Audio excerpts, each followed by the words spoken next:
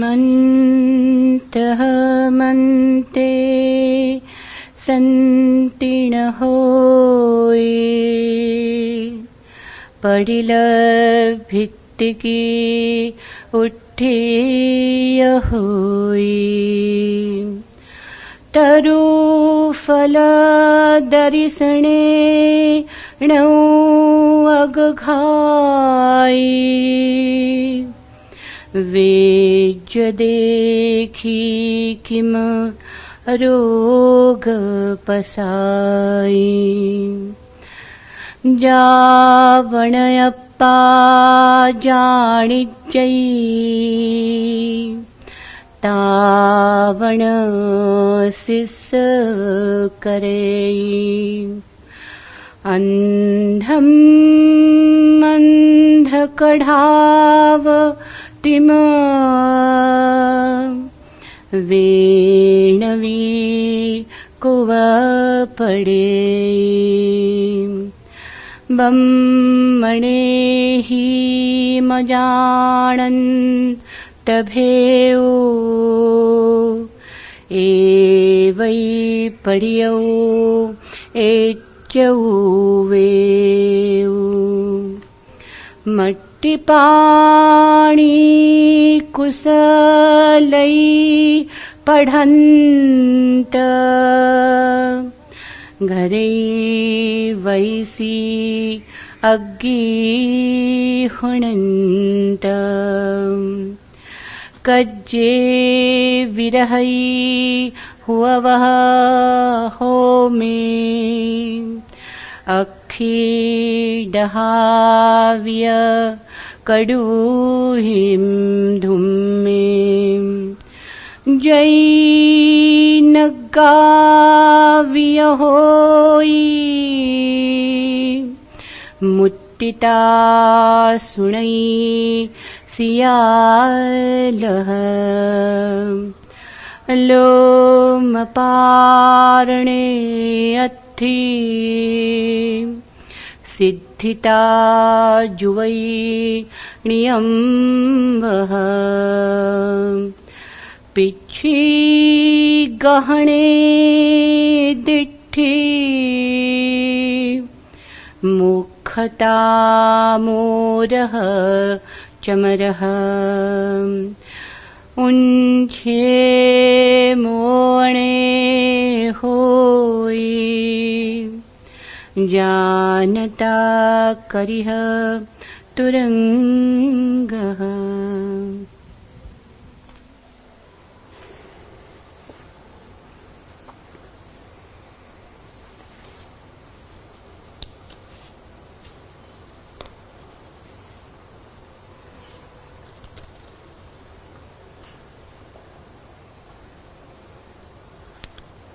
जागो मन जागरण की बेला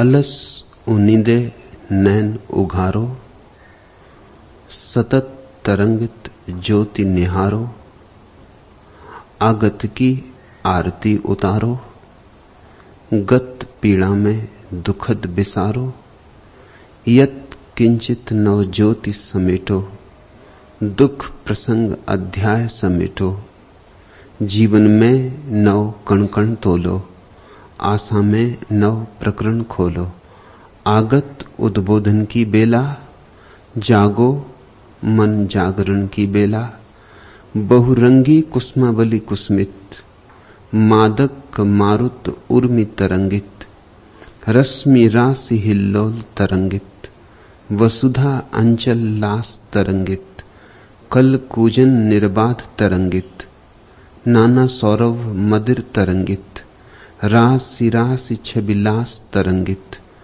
राशि राशि नवमोद तरंगित जागो नव प्रमोद की बेला जागो मन जागरण की बेला शीत विगत नव मधुरित आई वन उपवन नव सुषमा छाई विटप बेली कुसुमावली आई पल्लव पल्लव छवि मुस्काई व्योम वितान नील छवि छाई मदिर सुरभि चल अनिल समाई कण कण व्याप्त अनंग लुनाई प्रकृति नवोड़ा बन मुस्काई जागो मन वसंत की बेला, जागो मन जागरण की बेला। और जब जाग जाओ तभी सुबह है, और जब तक सोए रहो तब तक रात है। जागे को सदा सुबह है, सोए को सदा रात है।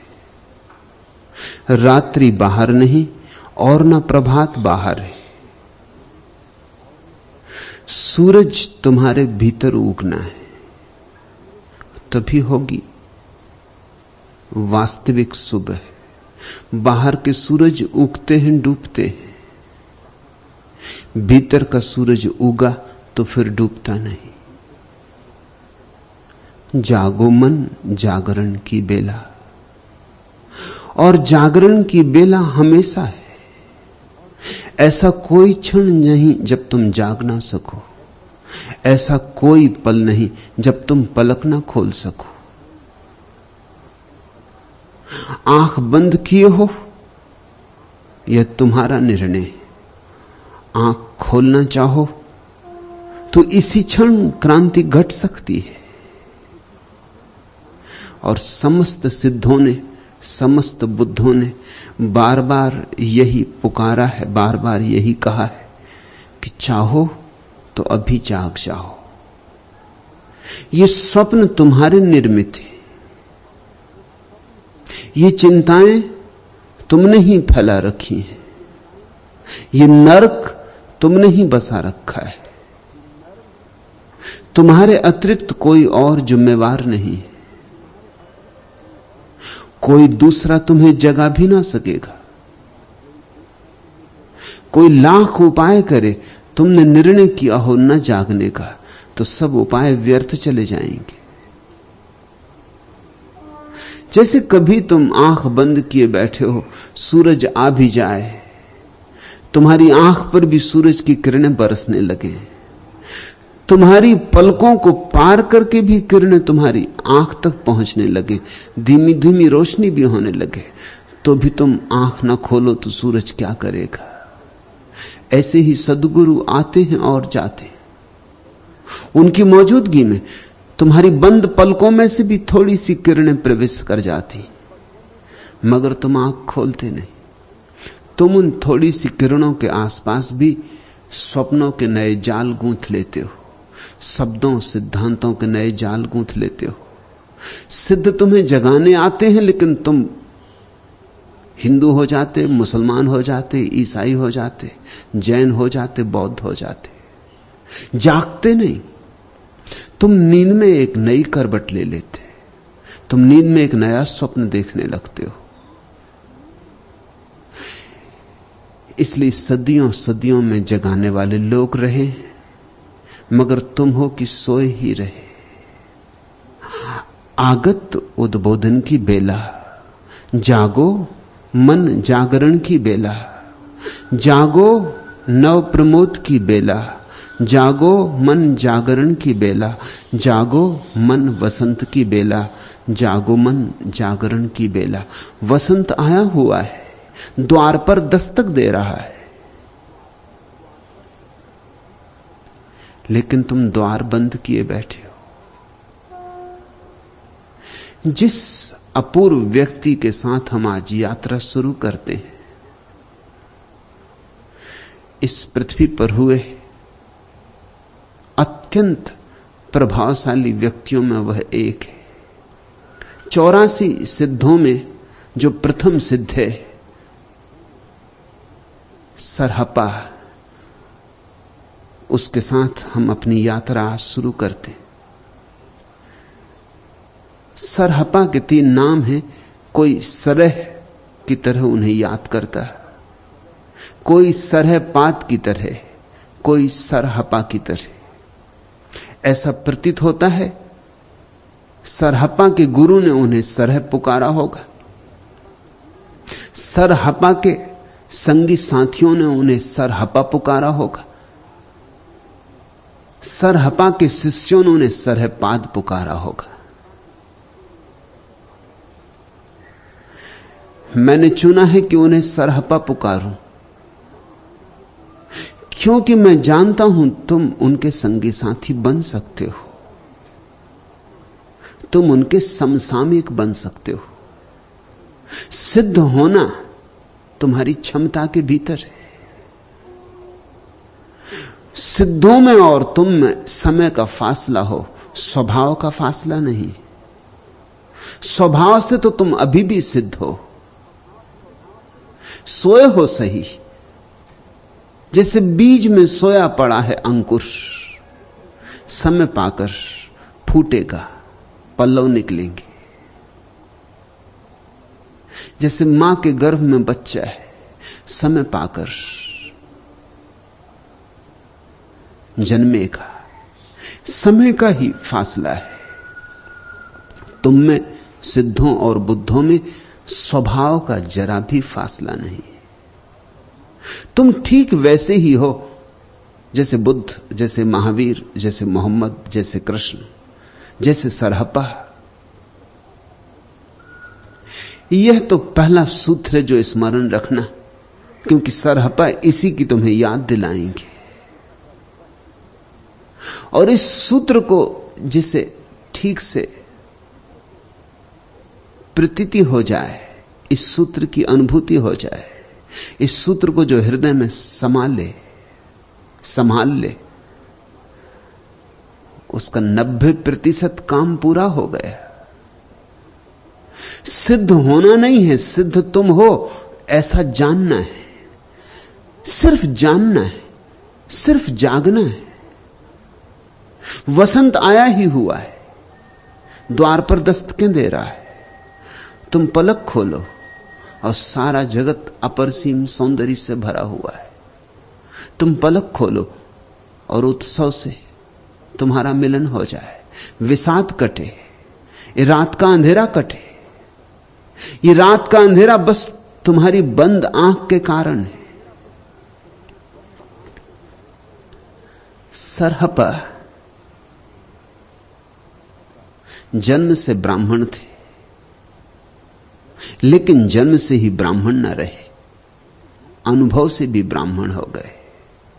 जन्म से तो बहुत लोग ब्राह्मण होते, मगर जन्म के ब्राह्मणत्व का कोई भी मूल्य नहीं, दो कौड़ी भी मूल्य नहीं। ठीक से समझो तो जन्म से सभी शूद्र होते। जन्म से कोई ब्राह्मण कैसे होगा? नाम मात्र की बात है। ब्राह्मण तो अनुभव की बात है, बोध की बात है। ब्रह्म को जो जाने सो ब्राह्मण, ब्रह्म को जो पहचाने सो ब्राह्मण। तो जन्म से तो सभी शूद्र हैं, जो जाग जाए वही ब्राह्मण, जो सोया है वह शूद्र, ऐसी परिभाषा करना। जो जागा है वह ब्राह्मण।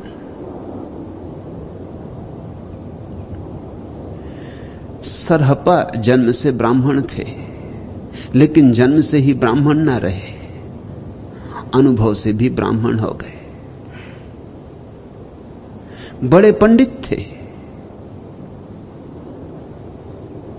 और यह विरल घटना है कि पंडित और सिद्ध हो जाए।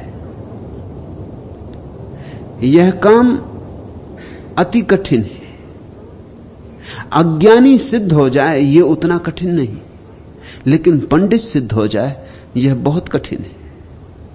कारण अज्ञानी को इतना तो भाव होता ही है कि मैं अज्ञानी हूं, मुझे पता नहीं, इसलिए अकड़ नहीं होती, अहंकार नहीं होता। अज्ञान में एक निर्दोषता होती, छोटे बच्चे का अज्ञान, दूर जंगल में बसे आदिवासी का अज्ञान, उसमें तुम्हें एक निर्दोष भाव मिलेगा, दंभ न मिलेगा जानने का। और दंभ जानने में सबसे बड़ी बाधा है। अहंकार भटका था, बहुत भटका था। और सरहपा बड़े पंडित थे, नालंदा के आचार्य थे। नालंदा में तो प्रवेश भी होना बहुत कठिन बात थी। नालंदा में विद्यार्थी जो प्रवेश होते थे उनको महीनों द्वार पर पड़े रहना पड़ता था। प्रवेश परीक्षा ही जब तक पूरी ना होती तब तक द्वार के भीतर प्रवेश नहीं मिलता था। नालंदा अद्भुत विश्वविद्यालय था। 10,000 विद्यार्थी थे वहां और हजारों आचार्य थे, और एक एक आचार्य अनूठा था। जो नालंदा का आचार्य हो जाता उसके पांडित्य की तो पताका फैल जाती थी सारे देश में। सरहप्पा नालंदा के आचार्य थे, बड़ी उनकी कीर्ति थी, बड़ा उनका पांडित्य था। एक दिन सारे पांडित्य को लात मार दी। धन को छोड़ना आसान है, पद को छोड़ना आसान है, पांडित्य को छोड़ना बहुत कठिन। क्योंकि धन तो बाहर है, चोर चुरा लेते, सरकारें बदल जाएं, सिक्के ना पुराने चलें, बैंक का दिवाला निकल जाए, धन का क्या भरोसा है। धन तो बाहर की मान्यता पर निर्भर है, लेकिन ज्ञान तो भीतर है। न चोर चुरा सकते, न डाकू लूट सकते। तो ज्ञान पर पकड़ ज्यादा गहरी होती। ज्ञान अपना मालूम होता है, इसे कोई छीन नहीं सकता। यह दूसरों पर निर्भर नहीं है। यह धन ज्यादा सुरक्षित मालूम होता है। फिर ज्ञान के साथ हमारा तादात्म्य हो जाता है, धन के साथ हमारा तादात्म्य कभी नहीं होता। तुम्हारे पास हजारों सिक्कों का ढेर लगा हो, तुम ऐसा नहीं कहते कि मैं ये सिक्कों का ढेर हूं। तुम जानते हो ये सिक्के मेरे पास हैं, कल मेरे पास नहीं थे, कल हो सकता है मेरे पास फिर ना हो। तुम ज्यादा से ज्यादा सिक्कों की मालकियत कर सकते हो। वह मालकियत भी बड़ी संदिग्ध है, हजार हजार परिस्थितियों पर निर्भर है। लेकिन ज्ञान के साथ तादात्म्य हो जाता है। तुम जो जानते हो वही हो जाते हो। वेद को जानने वाला अनुभव करने लगता है कि जैसे मैं वेद हो गया। कुरान जिसे कंठस्थ है उसे अनुभव होने लगता है कि जैसे मैं कुरान हो गया। ज्ञान मन के इतने गहरे में है कि आत्मा उसके साथ अभिभूत हो जाती, इतना निकट है कि तादात्म्य हो जाता है। इसलिए दुनिया में लोग और सब आसानी से छोड़ देते हैं। मेरे एक परिचित सब छोड़ के जंगल चले गए। जंगल से मैं गुजरता था, किसी यात्रा पर था, तो मैंने जो मित्र मुझे अपनी गाड़ी से ले जा रहे थे उनसे कहा कि 5-7 मील का चक्कर होगा। लेकिन मेरे पुराने परिचित हैं, वो सब छोड़ छाड़ चुके हैं, धन पद प्रतिष्ठा, वो इस जंगल में हैं।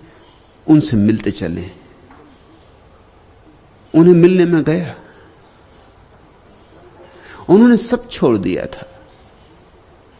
लेकिन सब छोड़ के भी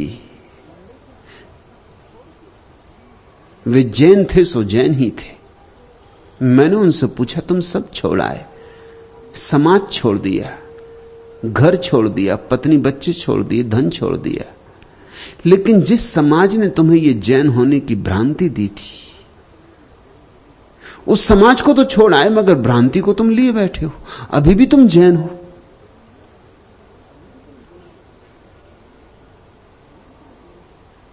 उनको एकदम से समझ में ना आया कि यह कैसे छोड़ा जा सकता है। जैन होना क्या है? ज्ञान की एक खास राशि। हिंदू होना क्या है? ज्ञान की एक दूसरी राशि। ईसाई होना क्या है? ज्ञान की तीसरी राशि। जिसने बाइबल से अपना ज्ञान चुना है वो ईसाई, और जिसने गीता से अपना ज्ञान चुना है वो हिंदू। सब छोड़ के आदमी चला जाता है। तुम देखते हो सन्यासी हैं, सब छोड़ देते, मगर फिर भी हिंदू हैं सो हिंदू हैं। ज्ञान नहीं छूटता, और जब तक ज्ञान न छूटे तब तक जानना कुछ भी नहीं छूटा। समाज मत छोड़ो, चलेगा। घर द्वार मत छोड़ो, चलेगा, मगर ज्ञान छोड़ दो। क्योंकि ज्ञान के कारण तुम्हें भ्रांति हो रही कि मुझे मालूम है, जबकि तुम्हें मालूम नहीं है। मालूम तुम्हें तभी हो सकता है जब तुम पहले यह अंगीकार कर लो कि मुझे मालूम नहीं। ज्ञान की यात्रा ही अज्ञान के बोध से शुरू होती। अद्भुत व्यक्ति रहे होंगे सरहपा, एक दिन पांडित्य को लात मार दी, अज्ञानी हो गए, सब छोड़ छाड़ दिया,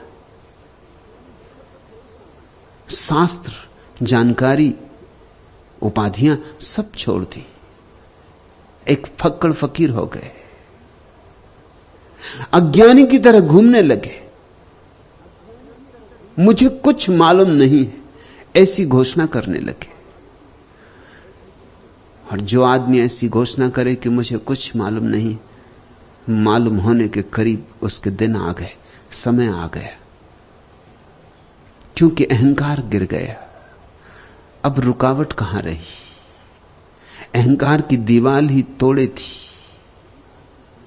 ख्याल करना, जानने के लिए छोटे बच्चे जैसा सरल हो जाना जरूरी है। जानने के लिए फिर आंखों में वही आश्चर्य चाहिए जो छोटे बच्चों की आंखों में होता है, और वही निर्मलता, वही निर्दोष भाव, वही छोटी छोटी चीज को देख के अवाक हो जाना। वृक्ष से आते हुआ धूप का एक टुकड़ा, और बच्चा आश्चर्य विमुग्ध हो जाता है, जैसे सोने की ढेरी मिल गई हो। कि हवाओं का गुजरना वृक्षों से, और वृक्षों का नाच, वृक्षों से टकरा के होता हुआ नाद, और छोटा बच्चा नाच उठता है, मग्न हो जाता है। फूल खिल जाएं, कि तितलियां उड़ने लगे, कि कोयल पुकार ले, और छोटे बच्चे का सारा प्राण रस विमुक्त हो जाता है। लेकिन तुम गुजर जाते हो ऐसे जैसे कुछ भी नहीं हो रहा। वृक्षों से छनती हुई धूप, उस धूप में छाया हुआ रहस्य तुम्हें आंदोलित नहीं करता। ना नाचते हुए वृक्ष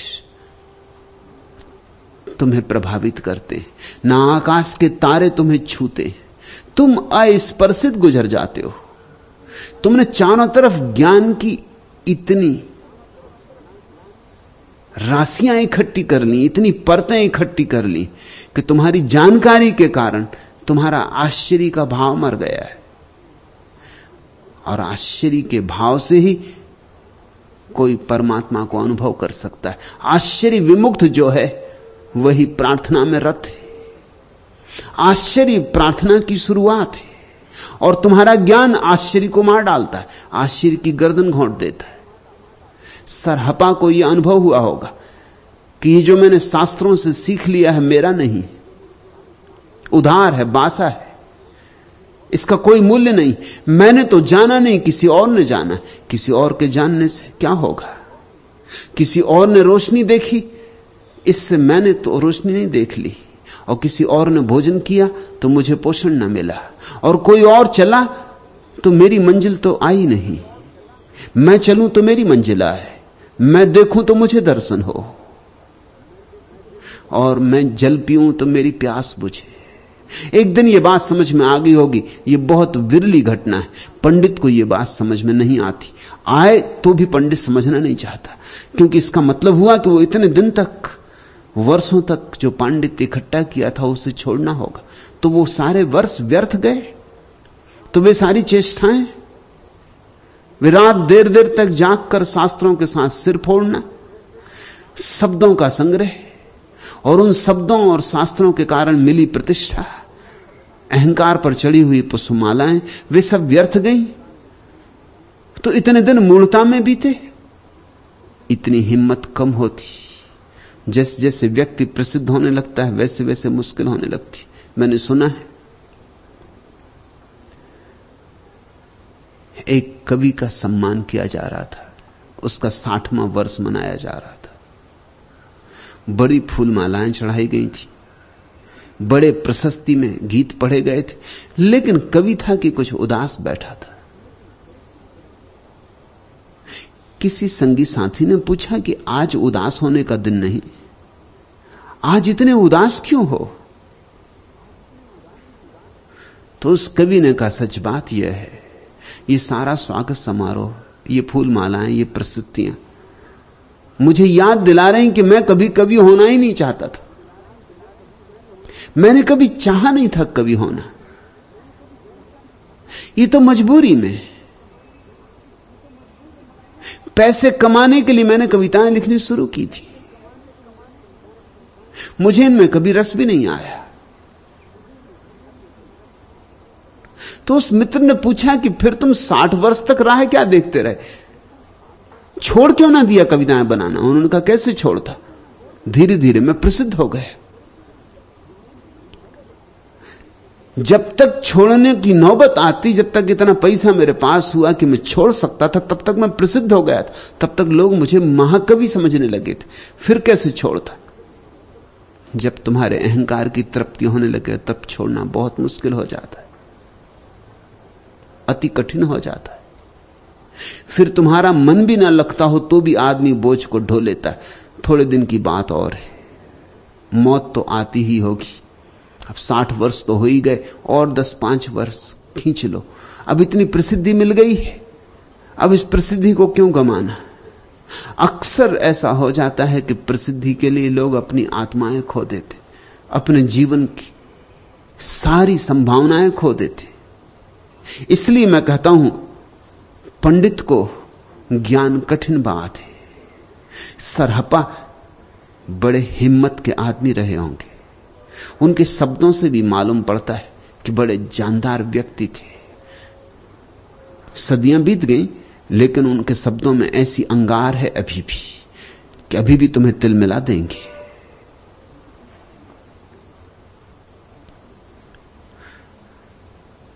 पांडित्य छोड़ा, नालंदा छोड़ा, और उस समय का एक बहुत फक्कड़ों का संप्रदाय था वज्रयान, उसमें सम्मिलित हो गए।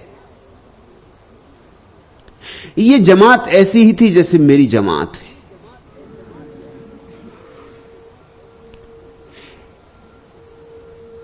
इसमें जिनको तुम समादृत कहो, प्रतिष्ठित कहो, ऐसे लोग सम्मिलित नहीं होते थे। इसमें तो तुम उन्हीं को देख पा सकते थे जिनको बगावती कहो, क्रांतिकारी कहो, जो लात मार दें सारी प्रतिष्ठा पर, समाज के सम्मान पर। वज्रयान बड़े हिम्मतवर लोगों का समूह था। वज्रयान की मूल धारणा है कि जो है उसे ऐसे जाना जा सकता है जैसे बिजली की कौंध होती, एक क्षण में सब दिखाई पड़ जाता है। सत्य को जानने के लिए कोई क्रमिक आरोहण की जरूरत नहीं है, क्योंकि सत्य दूर नहीं है कि उस तक पहुंचने में समय लगे। सत्य तो यही मौजूद है, बिजली को न जाए जैसे बिजली कौंध जाए, ऐसा अभी मिल सकता है, इसी क्षण मिल सकता है। साहस चाहिए, त्वरा चाहिए।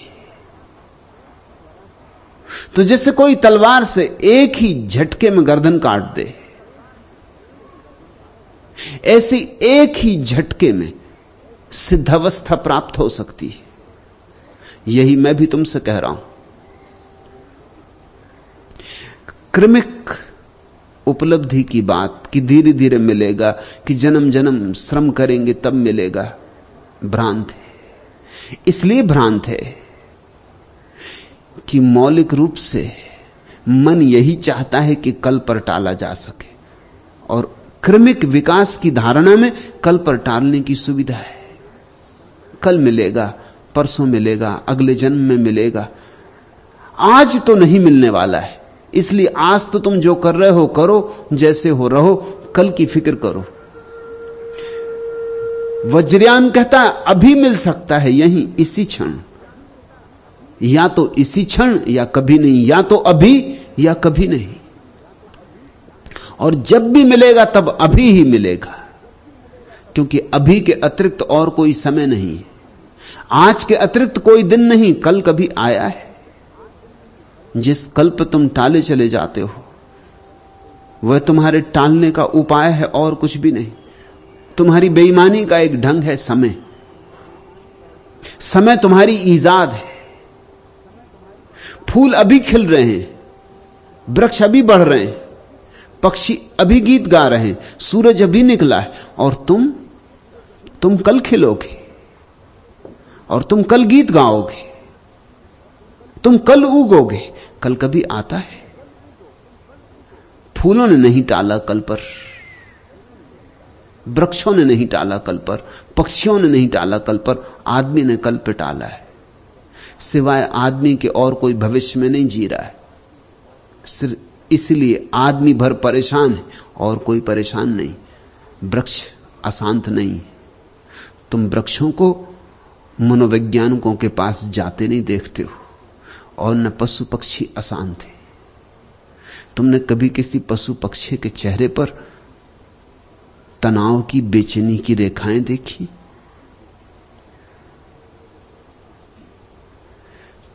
कभी कोई पशु पक्षी जंगल में स्वाभाविक अवस्था में तुमने पागल होते सुना?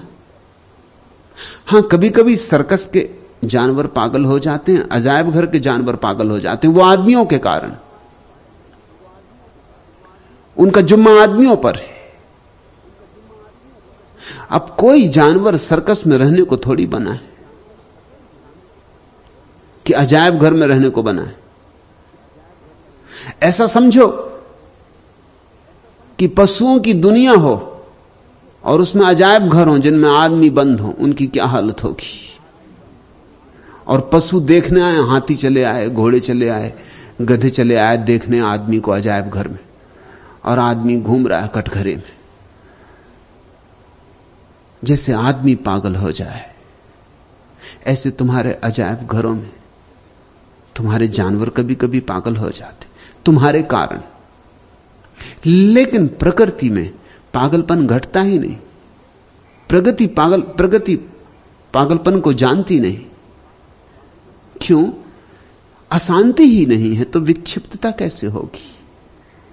अशांति नहीं है क्योंकि समय ही नहीं है, तो अशांत कोई कैसे होगा? इसे थोड़ा समझ लेना तो ये सूत्र समझ में आने आसान हो जाएंगे।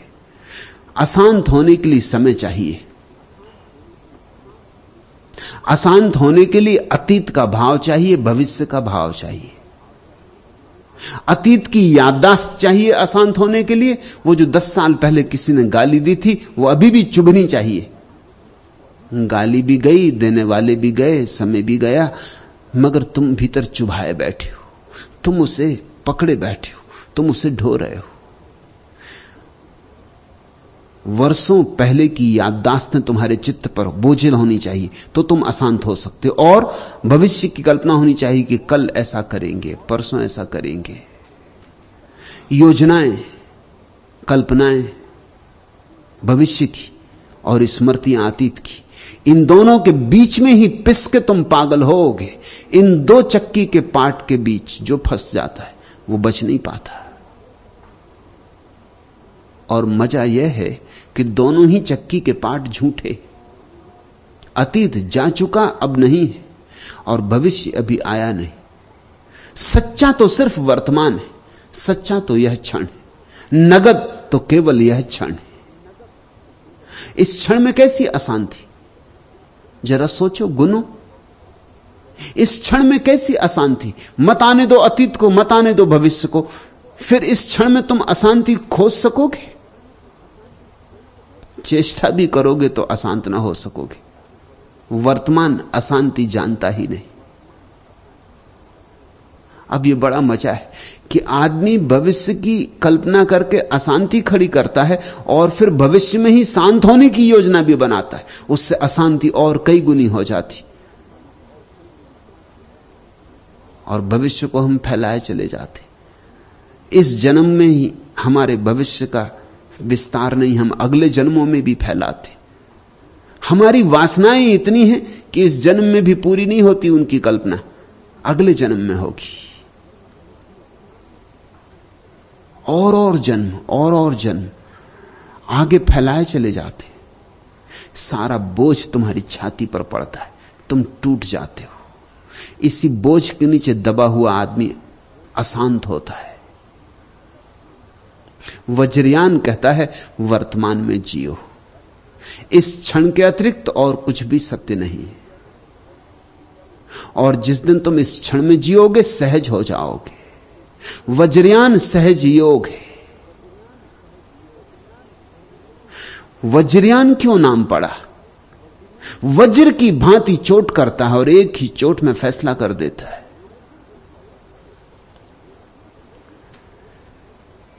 सरहपा पालवंशी राजा धर्मपाल के समकालिक थे। धर्मपाल का समय ईस्वी 768 809 माना जाता है। पूर्वी प्रदेश के किसी राज्ञी नगरी के निवासी थे। इस नगरी का अब कोई पता नहीं चलता। कभी महानगरी रही होगी, अब तो खंडहर भी नहीं मिलते। ऐसी ही हमारी नगरियां भी खो जाएंगी। ऐसे ही जहां बस्तियां हैं मरघट बन जाते हैं, जहां मरघट हैं वहां बस्तियां बन जाती। हड़प्पा की खुदाई में 7 परतें मिली कि हड़प्पा 7 बार बसा और 7 बार उजड़ा। एक एक नगर के नीचे न मालूम कितने नगर दबे पड़े होंगे। तुम जहां बैठे हो वैज्ञानिक हिसाब लगा के कहते हैं कि एक एक आदमी के नीचे कम से कम 10-10 आदमियों की लाश गड़ी। इतने आदमी जमीन पर हो चुके हैं और मर चुके कि सारी जमीन मरघट हो गई। अब तुम मरघट जाने से मत डरा करो, तुम जहां हो मरघट पे ही हो।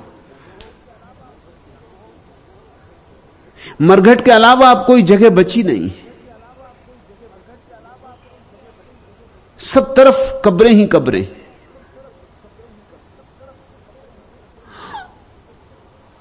और एक एक जगह न मालूम कितनी बार भवन बने, मंदिर उठे, और कितनी बार भवन गिरे, मंदिर गिरे, धूल में मिल गए। मगर आदमी बड़ा अद्भुत है, वो इसी तरह के विचारों में पड़ा रहता। मैं मांडवगढ़ एक मित्र के साथ था। मांडवगढ़ कभी 7 लाख लोगों की आबादी का नगर था। प्रमाण भी हैं कि 7 लाख लोग रहे होंगे।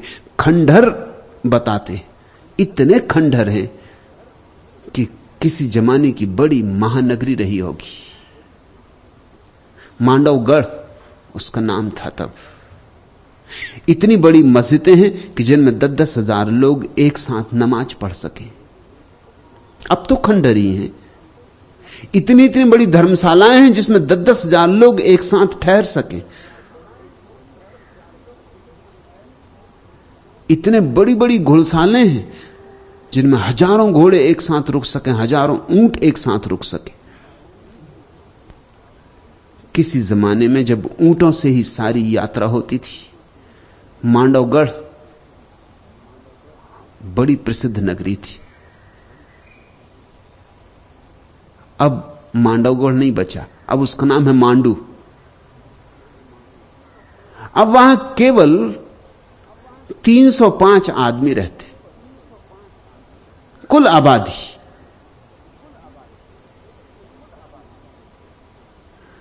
जिस होटल में मैं ठहरा था बस वही एक होटल यात्रियों के लिए है। जिन मित्र के साथ ठहरा था वो मित्र विचार कर रहे थे इंदौर में उन्हें एक भवन बनाना है, कैसे बनाना है वो सब ले आए थे, नक्शे मुझे दिखा रहे थे कि मैं चुन दूं कि किस तरह का। स्थिति मुझे बड़ी विडंबना की मालूम पड़ी। मैंने उनसे कहा जरा बाहर चलो। उन्होंने कहा बाहर क्या होगा? मैंने कहा जरा देखो, ये मांडू जो कभी मांडवगढ़ था, यहां बड़े महल थे, सब गिर गए, सब मिट्टी में पड़े, और तुम इतनी उत्सुकता से महल बनाने के लिए आतुर हो। 24 घंटे तुम्हें एक ही धुन सवार है कि ऐसा महल बने कि इंदौर में कोई दूसरा महल ना हो। सब गिर जाएंगे, लोगों का पता नहीं चलता, लोगों की बनाई हुई चीजों का पता नहीं चलता, मगर इन पर ही हम सब कुछ लगा देते, और जो वास्तविक धन है उसकी तलाश ही नहीं हो पाती। राज्य नगरी की बड़ी खोज की गई है, लेकिन कहीं पता भी नहीं चलता कि नगरी कभी थी भी। निशान भी नहीं मिलते, सबूत भी नहीं रह गए। ऐसा ही सब खो जाता है। नहीं जागोगे, नहीं संभलोगे, तो ऐसा ही कुछ व्यर्थ करते रहोगे जिसकी मिट्टी में निशान भी नहीं छूटेंगे। जागो, जागरण की यही बेला है। सरहपा जैसे जागे वैसे ही तुम भी जागो।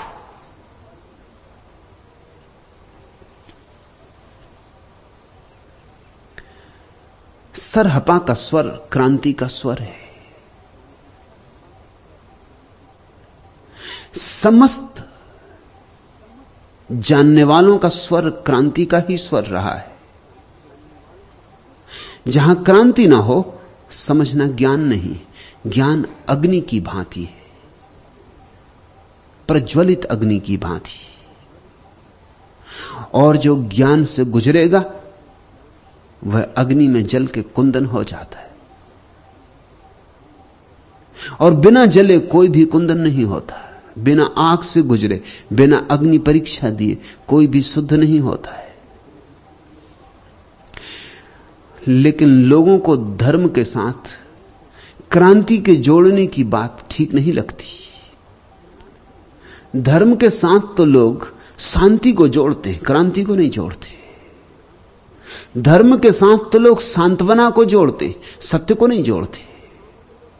धर्म के साथ संप्रदाय को जोड़ते हैं, साधना को नहीं जोड़ते। धर्म संप्रदाय नहीं है, साधना है।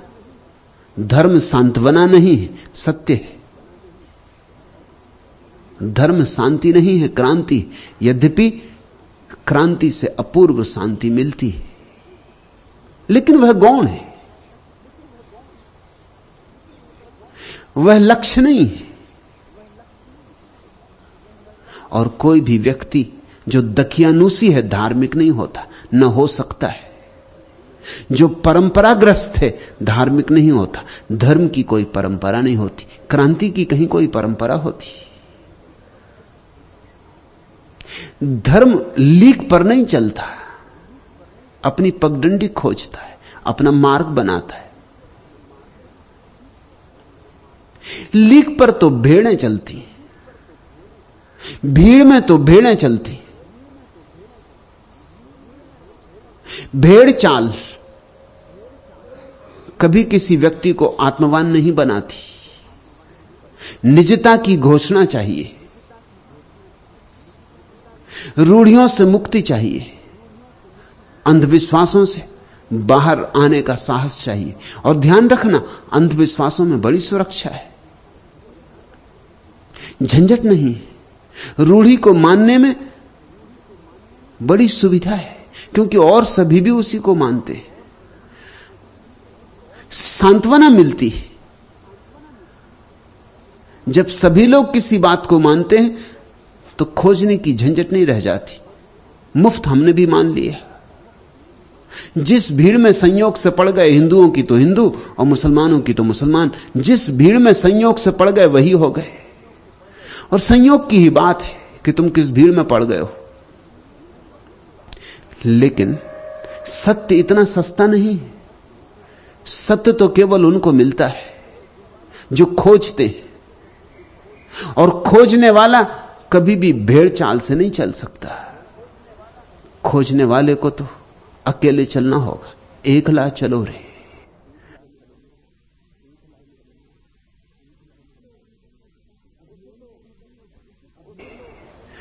उसे तो अभियान पर निकलना होगा, उसे तो बहुत सी मान्यताओं के विपरीत जाना होगा,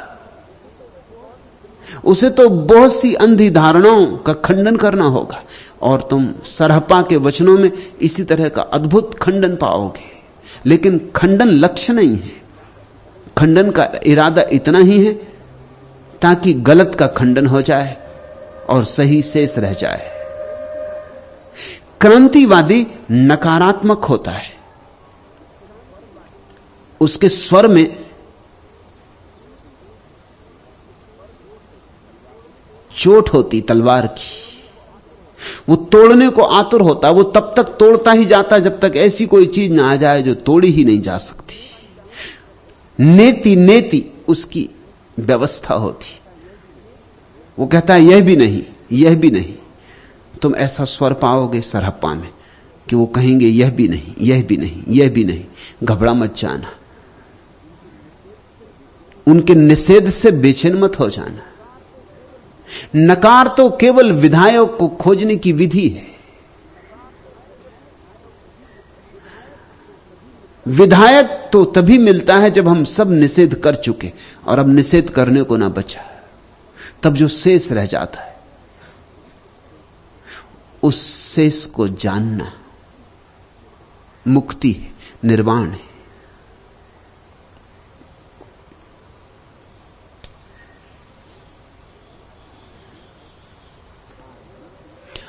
आरजी हदबंदियां हैं, देश क्या परदेश क्या, मैं हूं इंसा वुसअते कौनैन है मेरा वतन। जो सत्य को खोजने निकलते हैं, न उनका कोई देश है, न उनका कोई परदेश है, न कोई अपना है, न कोई पराया है। आरजी हदबंदियां हैं, देश क्या परदेश क्या। उनके लिए तो सारी हदें, सारी सीमाएं कृत्रिम हैं। आरजी हदबंदियां हैं, देश क्या परदेश क्या, मैं हूं इंसा वुसअते कौनैन है मेरा वतन। उनकी घोषणा तो यही है कि सारा विश्व हमारा है। ये विश्व की विशालता हमारा देश है, हमारी मातृभूमि। इससे छोटे पे वे राजी नहीं। सारा आकाश अपना है। छोटे छोटे आंगनों का उनका आग्रह नहीं।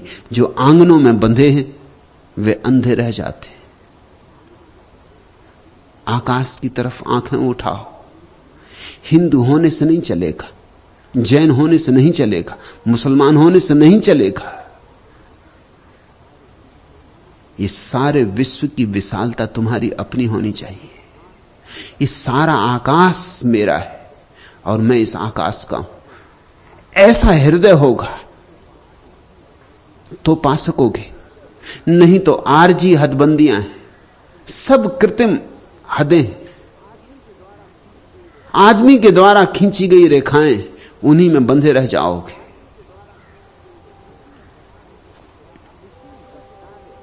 इसी रफ्तारे आवारा से भटकेगा यहां कब तक।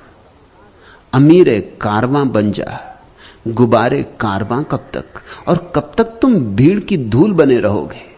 गुबारे कारवां कब तक। कब तक यात्री दल के पैरों की धूल ही खाते रहोगे। इसी रफ्तार आवारा से भटकेगा यहां कब तक। कितने जन्मों से तो भटक रहे हो, इस भीड़ के हिस्से उस भीड़ के हिस्से, इस भीड़ की धूल खाई उस भीड़ की धूल खाई। तुम यात्री दल के पीछे पैरों से बंधे ही घिसटते रहोगे। इसी रफ्तार आवारा से भटकेगा यहां कब तक। अमीरे कारवां बन जा, गुबारे कारवां कब तक। अब तो यात्री दल की धूल रहने की जरूरत नहीं। अब तो अपने यात्री दल के खुद ही मालिक बन जाओ, अमीरे कारवां बन जा। अब तो अपने जीवन को अपने हाथ में ले लो। अब तो उत्तरदायित्व स्वीकार करो। किसी और पर यह उत्तरदायित्व मत डालो, किसी मंदिर, किसी मस्जिद, किसी गुरुद्वारे पर ईश्वर की तलाश को मत छोड़ दो, किन्हीं पंडित पुरोहितों पर मत छोड़ दो ईश्वर की पूजा को। अब तो तुम्हारा हृदय ही संलग्न हो।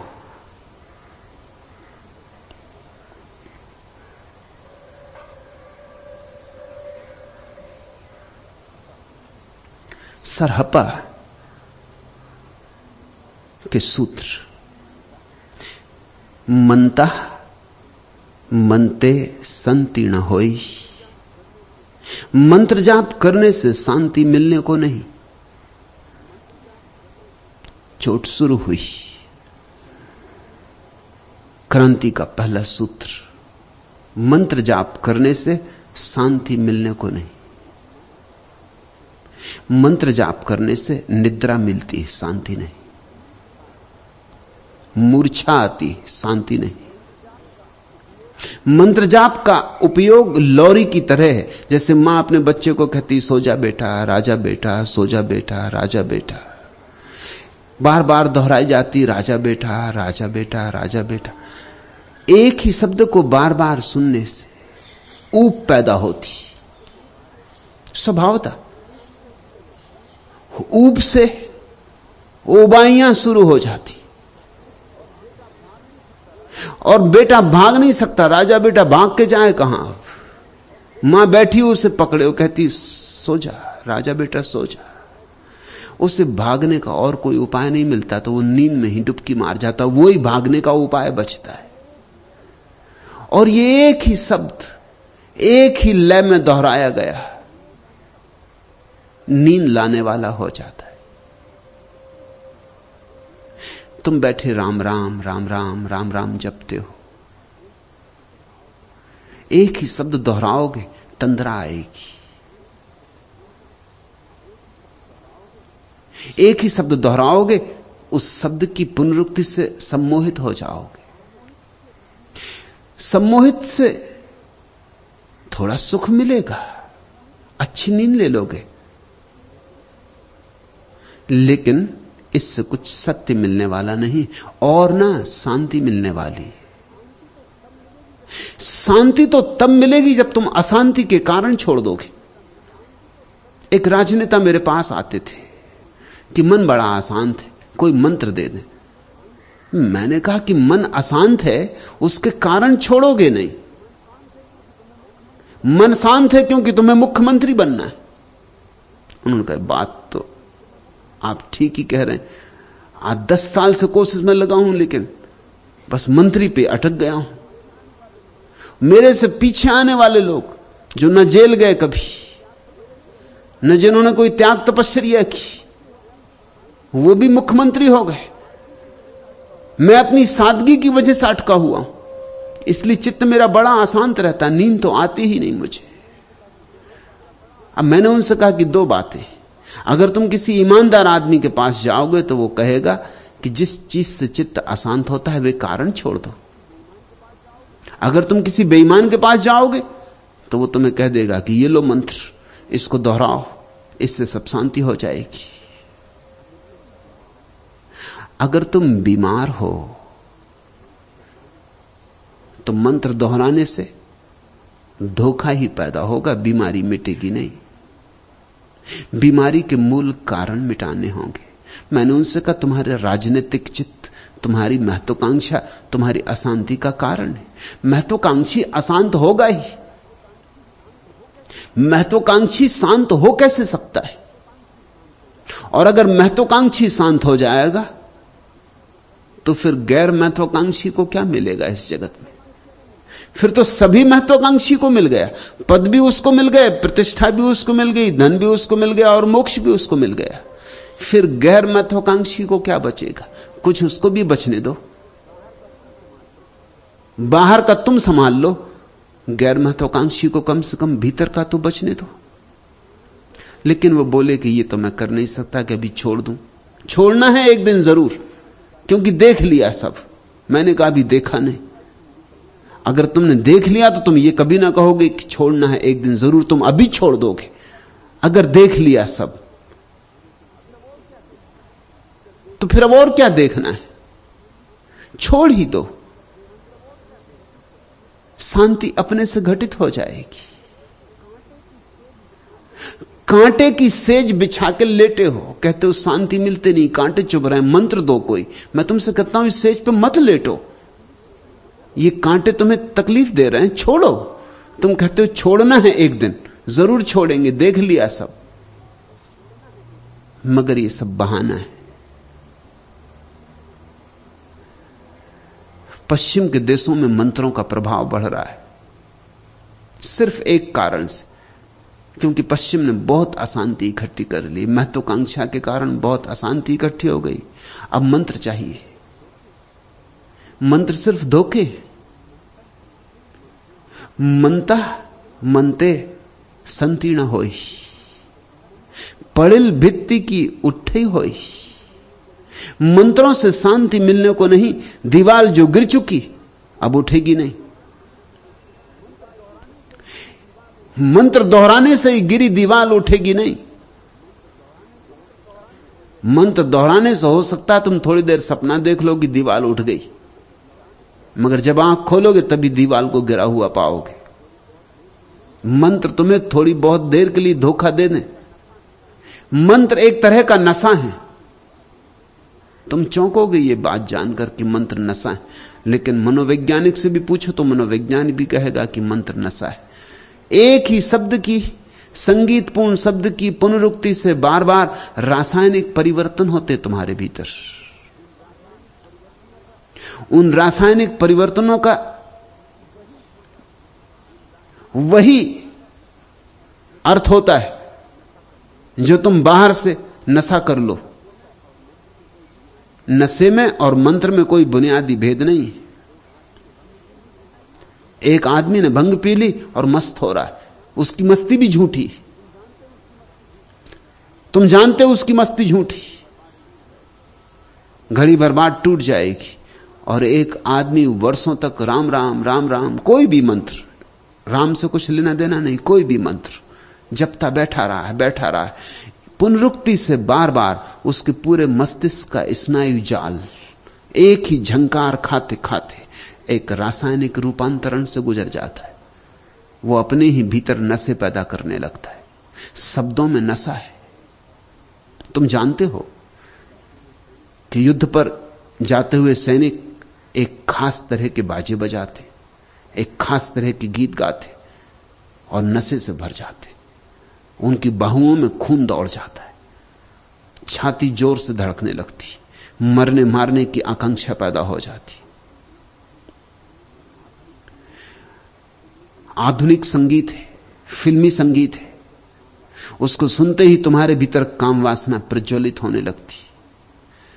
प्राचीन शास्त्रीय संगीत है, उसे सुनते ही तुम्हारे भीतर अगर काम वासना चल भी रही हो तो शांत हो जाती, सो जाती।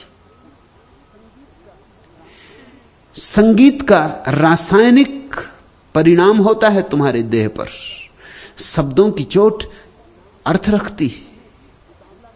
एक शब्द तुम्हें उतावला कर देता है, बेचैन कर देता है, दूसरा शब्द मलहम कर जाता है, सांत्वना दे जाता है।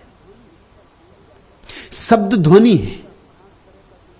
ध्वनि का खास तरह का संघात रासायनिक परिवर्तन पैदा करता है। अब तो वैज्ञानिक कहते हैं कि वृक्षों के पास खास तरह का संगीत बजाया जाए तो वो जल्दी बढ़ते, और एक दूसरे तरह का संगीत बजाया जाए तो उनकी बाढ़ रुक जाती। फूलों के पास खास तरह का संगीत बजाया जाए तो वो बड़े खिलते, बड़े हो जाते।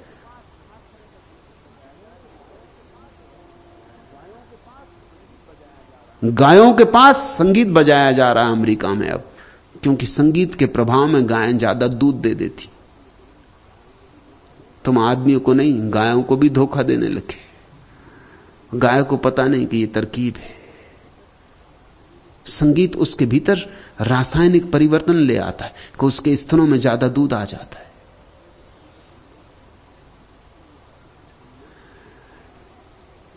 मंत्र से शांति होने वाली नहीं। क्यों? क्योंकि अशांति का कारण मंत्र नहीं है। एक आदमी धन के पीछे दीवाना है, यह उसकी अशांति। जब तक वो ये ना समझ लेगा कि मेरे धन के पीछे दौड़ने में मेरी अशांति है, और जब तक कारण को ना छोड़ देगा तब तक शांत नहीं हो सकेगा। मंत्र इत्यादि देने वाले उसे केवल प्रलोभन दे रहे हैं, थोड़े दिन का धोखा खा जाएगा, फिर धोखे टूट जाएंगे। ये दीवार जो गिर चुकी है तुम्हारे चित्त की, ये मंत्रों से उठने वाली नहीं है, कुछ और करना होगा।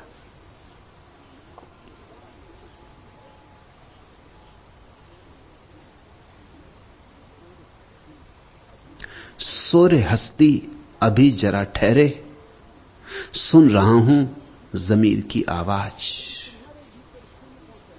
वो जो तुम्हारे भीतर चिल्लपों चल रही है, महत्वाकांक्षाओं की, पद प्रतिष्ठा की, यह हो जाऊं वह हो जाऊं, यह कर लूं वह कर लूं, नाम छोड़ जाऊं दुनिया में, वह जो चिल्लपों चल रही तुम्हारे भीतर, जिंदगी का शोरगुल चल रहा है, सोरे हस्ती अभी जरा ठहरे, सुन रहा हूं जमीर की आवाज। ये शोर अगर रुक जाए, ये चिल्लपों जिंदगी की अगर रुक जाए, तो तुम्हारे भीतर जमीर की आवाज, अंतरात्मा की आवाज सुनाई पड़े। वही आवाज शांति है, कोई मंत्र से मिलने वाली नहीं। मंत्र से तो शायद मिलती भी हो तो मिलेगी नहीं। और आदमी बड़ा बेईमान है, दूसरों को धोखा देता है, अपने को धोखा देता है, और अंततः परमात्मा तक को धोखा देने की कोशिश करता है। जैसे वह जमीर की जो आवाज है, अंतरात्मा की जो आवाज है, जब सुनाई पड़ेगी तो ऐसा ही मालूम होगा जैसे ओंकार का नाद हो रहा है। ओंकार का ही नाद होगा, मगर तुम करने वाले नहीं होगे नाद, तुम सिर्फ जानने वाले होगे, साक्षी। तुम्हारे भीतर नाद उठता हुआ होगा, तुम करता नहीं होगे, केवल साक्षी। आदमी ने धोखा देना शुरू कर दिया, वो बैठ के ओम ओम ओम का नाद करता है, सोचता है इस तरह ओम ओम करते करते एक दिन वो भीतर के ओंकार को पा जाएगा। नहीं, इस शोरगुल के कारण अगर मिलता भी होगा तो नहीं मिलेगा। अगर तुम्हें ओंकार का नाद सुनना हो कभी, तो भूल के भी ओम का पाठ मत करना, नहीं तो तुम धोखा खड़ा कर लोगे। तुम जो ओम का पाठ कर रहे हो वो तुम्हारे मन का ही खेल है। फिर करना क्या है? सरहप्पा क्या कहते, मैं क्या कहता हूं, सारे मंत्र छोड़ो,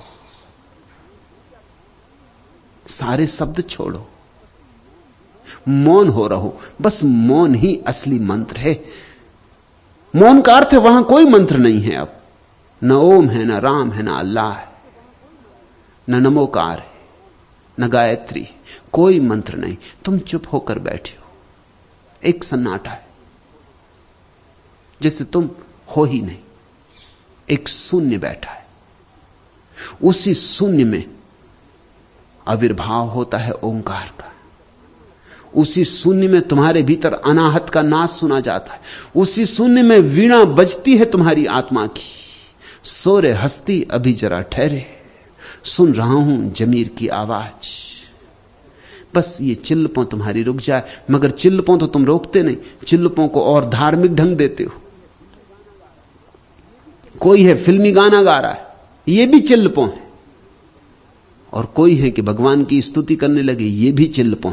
ये धार्मिक ढंग की होगी, बस इससे ज्यादा कुछ फर्क नहीं।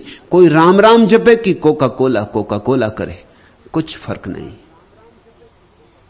जरा भी फर्क नहीं। ऊपर से फर्क दिखाई पड़ रहा है क्योंकि राम राम को हमने मान लिया कि ये धार्मिक शब्द है, और कोका कोला ये अधार्मिक शब्द है। कोका कोला में क्या अधर्म है? जिन वर्णमालाओं से राम बना है, उन्हीं वर्णमाला से कोका कोला बना है। जरा भी भेद नहीं, सिर्फ तुम्हारी धारणा है, सिर्फ तुम्हारी मान्यता है। सारा शोरगुल रुक जाना चाहिए, तब वह दीवार उठेगी जो कभी गिरती नहीं।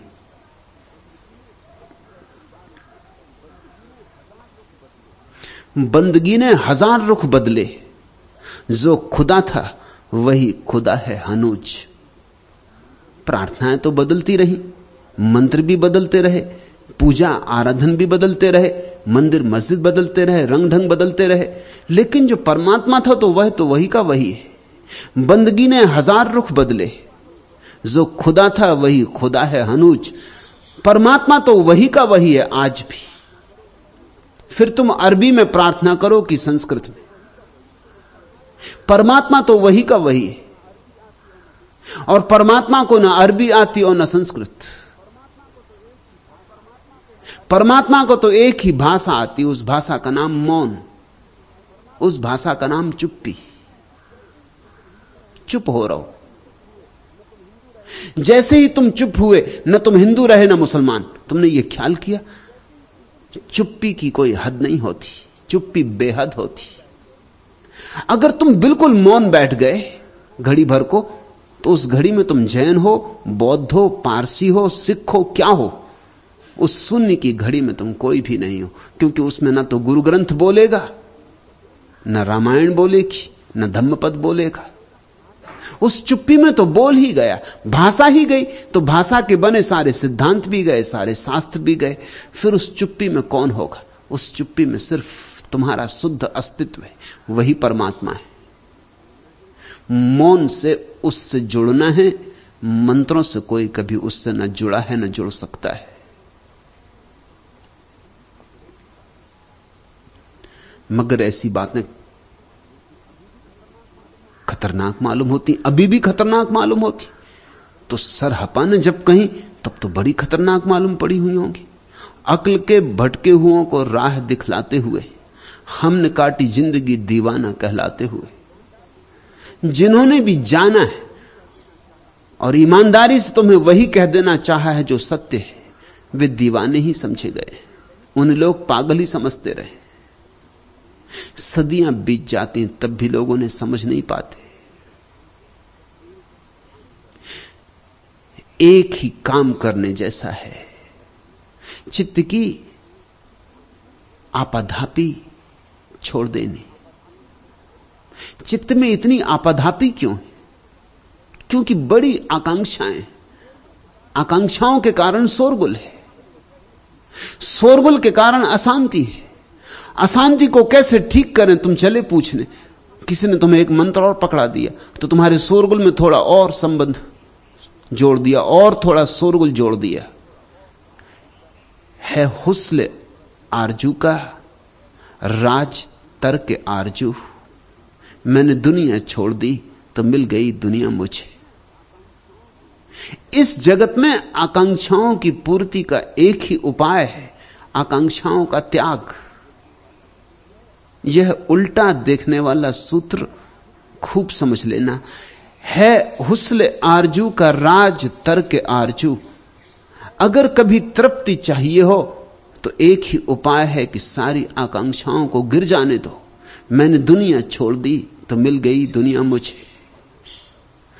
जो नहीं कुछ पाना चाहता उसे सब मिल जाता है। जो विजय नहीं पाना चाहता उसे विजय मिल जाती। शांति पाने की आकांक्षा भी मत लेके चलो, अन्यथा अटकन हो जाएगी, अड़चन हो जाएगी। क्योंकि आकांक्षा तो आकांक्षा है, फिर धन पाने की हो कि शांति पाने की हो।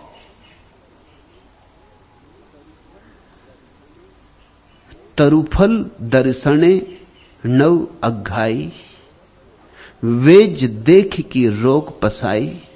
वृक्ष में लगा हुआ फल देखना, उसकी गंध लेना नहीं है, सरहपा कहते हैं। वैद्य को देखने मात्र से क्या रोग दूर हो जाता है। सुनते हो ये वचन कितने समसामयिक मालूम होते, जैसे अभी किसी ने कहे हो। सत्य की यही खूबी है कि सत्य कभी पुराना नहीं पड़ता, सत्य सदा नया बना रहता है। सत्य की गुणवत्ता ऐसी है कि उसमें हमेशा धार होती। वृक्ष में लगा हुआ फल देखना, उसकी गंध लेना नहीं। दूर से फल देख लिया वृक्ष में लगा हुआ, इससे ना तो तुम्हें गंध मिलेगी, स्वाद की तो बात ही छोड़ दो, गंध भी ना मिलेगी। स्वाद तो कैसे मिलेगा? न गंध मिली न स्वाद मिला तो पोषण क्या, खाक मिलेगा। और लोग धर्म के साथ ऐसा ही कर रहे हैं, निकट नहीं आते, फलों को दूर से देख रहे हैं। सच तो ये फलों को भी नहीं देख रहे, फलों की तस्वीर को देख रहे हैं। क्योंकि तुम जब गीता पढ़ते हो तब तुम्हें कृष्ण थोड़ी दिखाई पड़ते, कृष्ण की तस्वीर। कृष्ण को देखना हो तो गीता से रास्ता नहीं मिलेगा, किसी सद्गुरु का हाथ पकड़ना होगा जहां कृष्ण अभी मौजूद हो, जहां बुद्ध अभी बोलता हो। किन्हीं ऐसी आंखों में झांकना पड़ेगा जिनमें तुम्हें बुद्धत्व की गहराई मिल जाए। यह फल को देखना होगा। सरहप्पा तो कहते हैं इससे भी कुछ होने वाला नहीं, फल को नहीं मिलेगा। लेकिन फल को देखने से एक बात हो जाएगी कि फल हो सकता है, इसका भरोसा आ जाएगा, इसकी श्रद्धा आ जाएगी। और जो किसी एक की आंखों में जलता हुआ दिया तुमने देखा है, वह तुम्हारे भीतर एक नई यात्रा का प्रारंभ हो जाएगा कि ऐसा दिया मेरे भीतर भी जले। कैसे जले, कब जले, क्या करूं, कैसे यह दिया जला है, इसकी मुमुक्षा पैदा हो जाएगी। लेकिन ख्याल रखना, बुद्ध को मिल गया इसलिए तुम बुद्ध के पास बैठे रहोगे तो तुम्हें मिल जाएगा, ऐसा मत सोच लेना। वृक्ष में लगा हुआ फल देखना, उसकी गंध लेना नहीं। और वैद्य को देखने मात्र से क्या रोग दूर हो जाएगा? वैद्य जो कहता है वह करना पड़ेगा। वैद्य को देखने मात्र से रोग दूर नहीं होता। तो गुरु को देख ही लिया, इससे कुछ होने वाला नहीं है। बुद्ध ने तो कहा ही है कि मैं वैद्य हूं, ठीक यही शब्द कहे कि मैं वैद्य हूं। मेरे पास आ जाने से कुछ हल ना होगा, जब तक कि मैं जो तुम्हें उपचार देता हूं तुम उससे गुजरो ना। मैं तुमसे जो कहता हूं वह करो। बुद्ध के पास एक युवक आया, दार्शनिक था। उसने बुद्ध से प्रश्न पूछे। बुद्ध ने प्रश्न शांति से सुने और कहा, एक काम कर, 2 साल रुक जा, 2 साल चुप बैठ, फिर पूछ लेना, फिर तुझे उत्तर दे दूंगा। उस युवक ने कहा, 2 साल चुप बैठूं फिर आप उत्तर देंगे? उत्तर मालूम हो तो अभी क्यों नहीं दे देते? बुद्ध ने कहा, मुझे उत्तर मालूम है, लेकिन अभी तू ले ना सकेगा, अभी तेरी पात्रता नहीं, तू ग्रहण ना कर सकेगा। मैं तो अमृत डाल दूं, मगर तेरा पात्र उल्टा है, अमृत व्यर्थ जाएगा। तू 2 साल पात्र को सीधा कर, तू 2 साल चुप बैठ।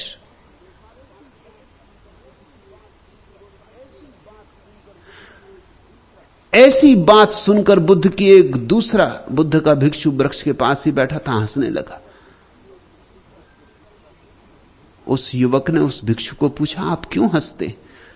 उस भिक्षु ने कहा कि मत धोखे में पड़ना, पूछना हो तभी पूछ लो, क्योंकि यही मेरे साथ गुजरी थी। मुझे भी कहा कि 2 साल चुप बैठ जाओ, मैं 2 साल चुप बैठ गया। अब मेरे भीतर प्रश्न ही नहीं उठते। 2 साल चुप्पी में ऐसा मजा आ गया कि किसको लेना पड़ा है, किसको देना पड़ा है प्रश्नों से। वो प्रश्न ही गिर गए। पूछना हो तो अभी पूछ लेना, मैं अपने अनुभव से कह रहा हूं। लेकिन बुद्ध ने कहा कि मैं उत्तर नहीं देता, मैं औषधि देता हूं। मैं उत्तर नहीं देता, उपचार देता हूं। मैं वैद्य हूं, दार्शनिक नहीं हूं। यह मेरा उपचार है, 2 साल चुप बैठो, यह औषधि है। फिर 2 साल तुम जब औषधि का उपयोग कर चुके होगे, परिपुष्ट हो चुके होगे, फिर पूछ लेना। और यही हुआ। 2 साल वह युवक, उसका नाम था मौलुंग के पुत्र, चुप बैठा। और 2 साल जब पूरे हो गए तो उसने तो नहीं पूछा, लेकिन बुद्ध ने उससे कहा कि 2 साल पूरे हो गए मौलुंग के पुत्र, कुछ समय का होश है, 2 साल पूरे हो गए, अब तू पूछ ले। मौलुंग के पुत्र हंसने लगा। उसने कहा, औषधि काम कर गई, जो मिलना था मिल गया, जो जानना था जान लिया। आपकी कृपा अपरसीम है। अगर मैं जिद करता प्रश्न पाने की, प्रश्नों के उत्तर पाने की, तो चूक जाता। मैंने जिद न की और आपकी औषधि ले ली, उत्तर मिल गए। औषधि के ही प्रयोग में स्वास्थ्य उपलब्ध हो जाता है, वही उत्तर है। जब तक अपने आप को नहीं जान लिया तब तक किसी को शिष्य नहीं करना चाहिए। जाव न अप्पा जानत जई, ताव न शिष्य करे। और जब तक तुम खुद ना जान लो तब तक भूल के किसी को जतलाना मत, किसी को बतलाना मत, क्योंकि तुम जो भी बतलाओगे वह गलत होगा। तुम जो भी बतलाओगे हो सकता है पांडित्यपूर्ण हो, मगर प्रज्ञापूर्ण नहीं होगा। जाव न अप्पा जानत जई, ताव न शिष्य करे। अंधम अंध कढ़ाव, तिम वेण भी कूप पड़े।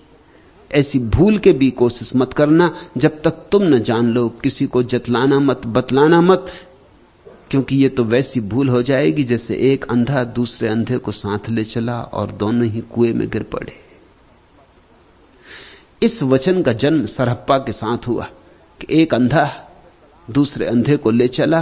अंधम अंध कड़ाव, तिम वेड़ी विकूप पड़े। फिर तो संतों में करीब करीब सब ने यह दोहराया है। कबीर ने कहा अंधा अंधा ठेलिया, दोनों कूप पड़ंत। ये सरहप्पा की प्रतीक शैली है कि अंधा अंधे को ले चला और दोनों कुएं में गिर गए। मगर इस दुनिया में बहुत से अंधे अंधों को ले चल रहे हैं। तुम इसकी फिक्र ही नहीं करते कि जिसके पीछे तुम चल रहे हो उसको दिखाई भी पड़ता है। तुम इसकी चिंता ही नहीं कर रहे हो, चलते चले जाते हो। एक लंबी कतार है अंधों की, आगे भी तुम्हारे पीछे भी तुम्हारे, तुम कतार के मध्य में हो। तुम अंधों की श्रृंखला में एक कड़ी मात्र हो। तुमने न कभी पूछा, न तुमने कभी सोचा, न तलाशा, न जिज्ञासा की कि जिनके पीछे मैं चल रहा हूं उन्हें पता है, उन्होंने जाना है। विवेकानंद तलाश करते थे, गुरु की तलाश करते थे, और जिसे भी जानना हो उसे गुरु की तलाश ही करनी होगी। उस तलाश में वो बहुतों लोगों के पास गए, रविन्द्रनाथ के दादा के पास भी गए। उनके बड़ी ख्याति थी, महर्षि देवेंद्रनाथ, महर्षि की तरह ख्याति थी। वे एक बजरे पर रहते थे। विवेकानंद आधी रात नदी में कूदे, तैर के बजरे पर पहुंचे, सारा बजरा हिल गया। विवेकानंद चढ़े, जाके दरवाजे को धक्का दिया। देवेंद्रनाथ रात अपने ध्यान में बैठे थे। इस पागल से युवक को देखकर बड़े हैरान हुए। कहा, किस लिए आए हो युवक, क्या चाहते हो, ये कोई समय है आने का? विवेकानंद ने कहा कि समय और असमय का सवाल नहीं है, मैं ये जानना चाहता हूं ईश्वर है? ये बेवक्त आधी रात का समय, ये कोई पूछने की बात है? ऐसे कोई पूछने आता है? पूछा ना ताछा, द्वार ठेल के अंदर घुसाया युवक, पानी से भीगा हुआ, कपड़े पहने हुए तरबतर। एक क्षण देवेंद्रनाथ झिझक गए। उनका झिझकना था कि विवेकानंद वापस कूद गए। उन्होंने कहा भी कि वापस कैसे चले, तुम्हारे प्रश्न का उत्तर तो लेते जाओ। लेकिन विवेकानंद ने कहा, आपकी झिझक ने सब कह दिया, अभी आपको ही पता नहीं। और ये बात सच थी। देवेंद्रनाथ ने लिखा है कि घाव कर गई मेरे हृदय में। ये बात सच थी, मुझे भी अभी पता नहीं था, हालांकि मैं उत्तर देने को तत्पर था। फिर यही विवेकानंद रामकृष्ण के पास गया, रामकृष्ण से भी यही पूछा, ईश्वर है? फर्क देखना कितना फर्क है महर्षि देवेंद्रनाथ के उत्तर में और रामकृष्ण के। पूछा, ईश्वर है? रामकृष्ण ने एकदम गर्दन पकड़ ली विवेकानंद की और कहा कि जानना है, अभी जानना है, इसी समय जानेगा। ये विवेकानंद सोच के ना आए थे कि कोई ऐसा करेगा। कोई ईश्वर को जनाने के लिए ऐसी गर्दन पकड़ ले एकदम से और कहे कि अभी जानना है, इसी वक्त तैयारी है। खुद झिझक गए। कहां झिझका दिया था देवेंद्रनाथ को, अब झिझक गए खुद। और रामकृष्ण कहने लगे ईश्वर को पूछने चला है तो सोच के नहीं आया कि जानना है कि नहीं। और इसके पहले कि विवेकानंद कुछ कहें, रामकृष्ण तो दीवाने आदमी थे, पागल थे। पैर लगा दिया विवेकानंद की छाती से और विवेकानंद बेहोश हो गए। 3 घंटे बाद जब होश में आए तो जो आदमी बेहोश हुआ था वह तो मिट गया था, दूसरा ही आदमी वापस आया था। चरण पकड़ लिए रामकृष्ण के और कहा कि मैं तो झिझक रहा था, मैं तो उत्तर न दे सका, लेकिन आपने उत्तर दे दिया। सद्गुरु की तलाश। लेकिन पंडित सद्गुरुओं के जैसे ही वचन बोलते हैं, उससे सावधान रखना। खोटे सिक्के बाजार में बहुत है और ख्याल रखना, खोटे सिक्कों की एक खूबी होती, तुम अर्थशास्त्रियों से पूछ सकते हो। अर्थशास्त्री कहते हैं खोटे सिक्के की एक खूबी होती कि अगर तुम्हारे जेब में खोटा सिक्का पड़ा हो और असली सिक्का पड़ा हो तो पहले तुम खोटे को चलाते हो। खोटे सिक्के की खूबी होती कि वो चलने को आतुर होता है। अक्सर ऐसा होगा, तुम्हारे जेब में अगर 10 का एक नकली नोट पड़ा और एक असली, तो तुम पहले नकली चलाओगे ना। जब तक नकली चल जाए अच्छा, और जिसके पास भी नकली पहुंचेगा वो भी पहले नकली ही चलाएगा। तो नकली सिक्के चलन में हो जाते हैं, असली सिक्के रुक जाते हैं। नकली सिक्के चलने के लिए आतुर होते हैं। इस जगत में पंडित, मौलवी, पुरोहित खूब चलते हैं। सस्ते भी होते हैं, सुविधापूर्ण भी होते हैं, सांप्रदायिक भी होते हैं, भीड़ के अंग होते हैं, परंपरा के समर्थक होते हैं, रूढ़ी अंधविश्वासों के हिमायती होते हैं। तुम्हारी जिंदगी में कोई क्रांति लाने की झंझट भी खड़ी नहीं करते, सिर्फ सांत्वना देते हैं। घाव हो तो एक फूल रख देते हैं घाव पर कि फूल दिखाई पड़े, घाव दिखाई पड़ना बंद हो जाए। इलाज तो नहीं करते। इलाज तो कैसे करेंगे? इलाज तो अपने घावों का भी अभी नहीं किया है। ब्रह्मणे मां जानंत भेव, एवई पढ़ियऊ एवं वेऊ, मट्टी पानी कुछ लाई पढ़ंत, घरई वैसी अग्नि होलंत, कज्जे विरही हुवई होमे, अक्खी डहावई कड़वे धुम्मे। ब्राह्मण भेद नहीं जानते। पंडितों से सावधान रहना, उन्हें कुछ पता नहीं। शास्त्रों का पता है, शब्दों का पता है, सत्य की कोई अनुभूति नहीं। ज्ञान होगा उनके पास, ध्यान नहीं। और जहां ध्यान नहीं वहां ज्ञान कहां? ज्ञान का धोखा होगा। वे चारों वेद पढ़ते, ये सच है। सरहप्पा कहते हैं ब्राह्मण भेद नहीं जानते, वे चारों वेद पढ़ते, वे चारों वेद जानते, मगर अभी उनके अंतर्वेद का जन्म नहीं हुआ। 5वां वेद अभी नहीं जन्मा है, और 5वां ही असली है।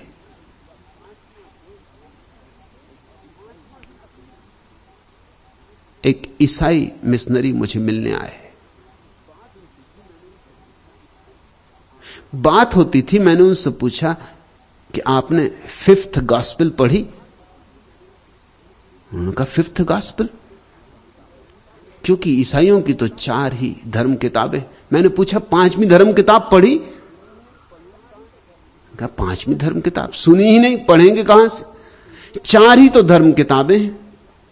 जैसे हिंदुओं के 4 वेद हैं, ऐसे ईसाइयों की 4 गॉस्पेल, 4 सुसमाचार। तो मैंने उनसे कहा कि वो 4 बेकार हैं। जब तक 5वीं ना पढ़ोगे उन 4 को समझ भी ना सकोगे। उन्होंने कहा 5वीं लेकिन सुनी ही नहीं। मैंने कहा 5वीं सुनने की बात ही नहीं और पढ़ने की बात नहीं, 5वीं तुम्हारे भीतर से। और जब तक भीतर से जन्म ना हो, वेद शब्द आया है विद से। विद का अर्थ होता है जानना, ज्ञान। जब तक विद पैदा ना हो तब तक वेद से तुम्हारा कोई परिचय ना हो सकेगा। तुम रट लो तोतों की तरह, तोते भी दोहरा सकते हैं। अब तो यंत्र हैं, यंत्र दोहरा देंगे, तुमसे ज्यादा अच्छे ढंग से दोहरा देंगे। स्मृति ज्ञान नहीं है, स्मरण रहे। ज्ञान अनुभव का नाम है। ब्राह्मण वेद नहीं जानते, वे चारों वेद पढ़ते, वे हाथ में मिट्टी को सौ जल लेके मंत्र पढ़ते और घर बैठे आग में घी डालते रहते। होम करने से मोक्ष मिले ना मिले, कड़वा धुआं लगने से आंखों को पीड़ा अवश्य होती, बस इतना ही होता है, कुछ और मिलता नहीं। आंखों को व्यर्थ पीड़ा देते। कोई वेद को पढ़ पढ़ के आंखें खराब कर लेता है, कोई आग में धुआं पैदा कर करके, घी डाल डाल के। मगर हम इन्हीं के पीछे चलते रहते हैं जिनकी खुद की आंखें अभी ठीक नहीं, जिनकी खुद की आंखें कड़वे धुएं से भरी। हम अंधों के पीछे चलते रहते, और मजा ऐसा है कि हमें अंधों के पीछे चलना सुगम मालूम पड़ता है। उसका भी कारण क्योंकि हम भी अंधे, वे भी अंधे, हम दोनों के बीच तालमेल हो जाता। आंख वाले के पीछे चलने में हमें बड़ी अड़चन होती क्योंकि तालमेल नहीं होता। आंख वाला हमसे समझौता कर ही नहीं सकता, करना हो तो हम ही को समझौता करना पड़े, ये तो पक्की बात है। अगर आंख वाले के साथ अंधा चलेगा तो आंख वाला अंधे से समझौता नहीं कर सकता। अंधा कहेगा कि यहां से चलें, यहां दरवाजा मालूम होता, आंख वाला कहेगा तू चुप, बकवास बंद कर, तुझे क्या पता दरवाजे का, दरवाजा मुझे दिखाई पड़ रहा है, तू जहां बता रहा है वहां दीवार है, सिर फोड़ेगा। आंख वाला अंधे से समझौता नहीं कर सकता। सरहप्पा ने किसी से समझौता नहीं किया, न बुद्ध ने, न क्राइस्ट, न मोहम्मद ने। आंख वाला कैसे समझौता करे? यह मत समझना कि आंख वाला जिद्दी होता है। आंख वाला है, यह उसकी मुश्किल है, उसे दिखाई पड़ रहा है। लेकिन अंधों को इससे नाराजगी होती। अंधे कहते हैं कम से कम 50-50, तुम हमारी आधी मानो, आधी हम तुम्हारी माने, कुछ तो हमारी मानो कि हम बिल्कुल ही बेकार। कुछ हमारे अहंकार को थोड़ी तृप्ति तो दो। चलो 4 बातें हम तुम्हारी मान लेते, 4 तुम हमारी मान लो। पंडित मानने को राजी, पंडित झुकने को राजी। तुम जो कहो पंडित वैसा करने को राजी, क्योंकि पंडित तुम पर निर्भर है। पंडित तुम्हारे सहारे जीता है। तुम कहो कि घंटी ऐसी बजाओ तो वैसी बजा देगा। मेरे सामने एक जोशी रहते थे एक गांव में।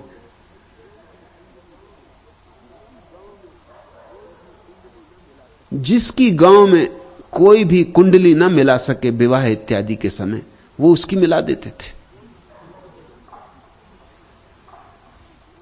मैंने उनसे पूछा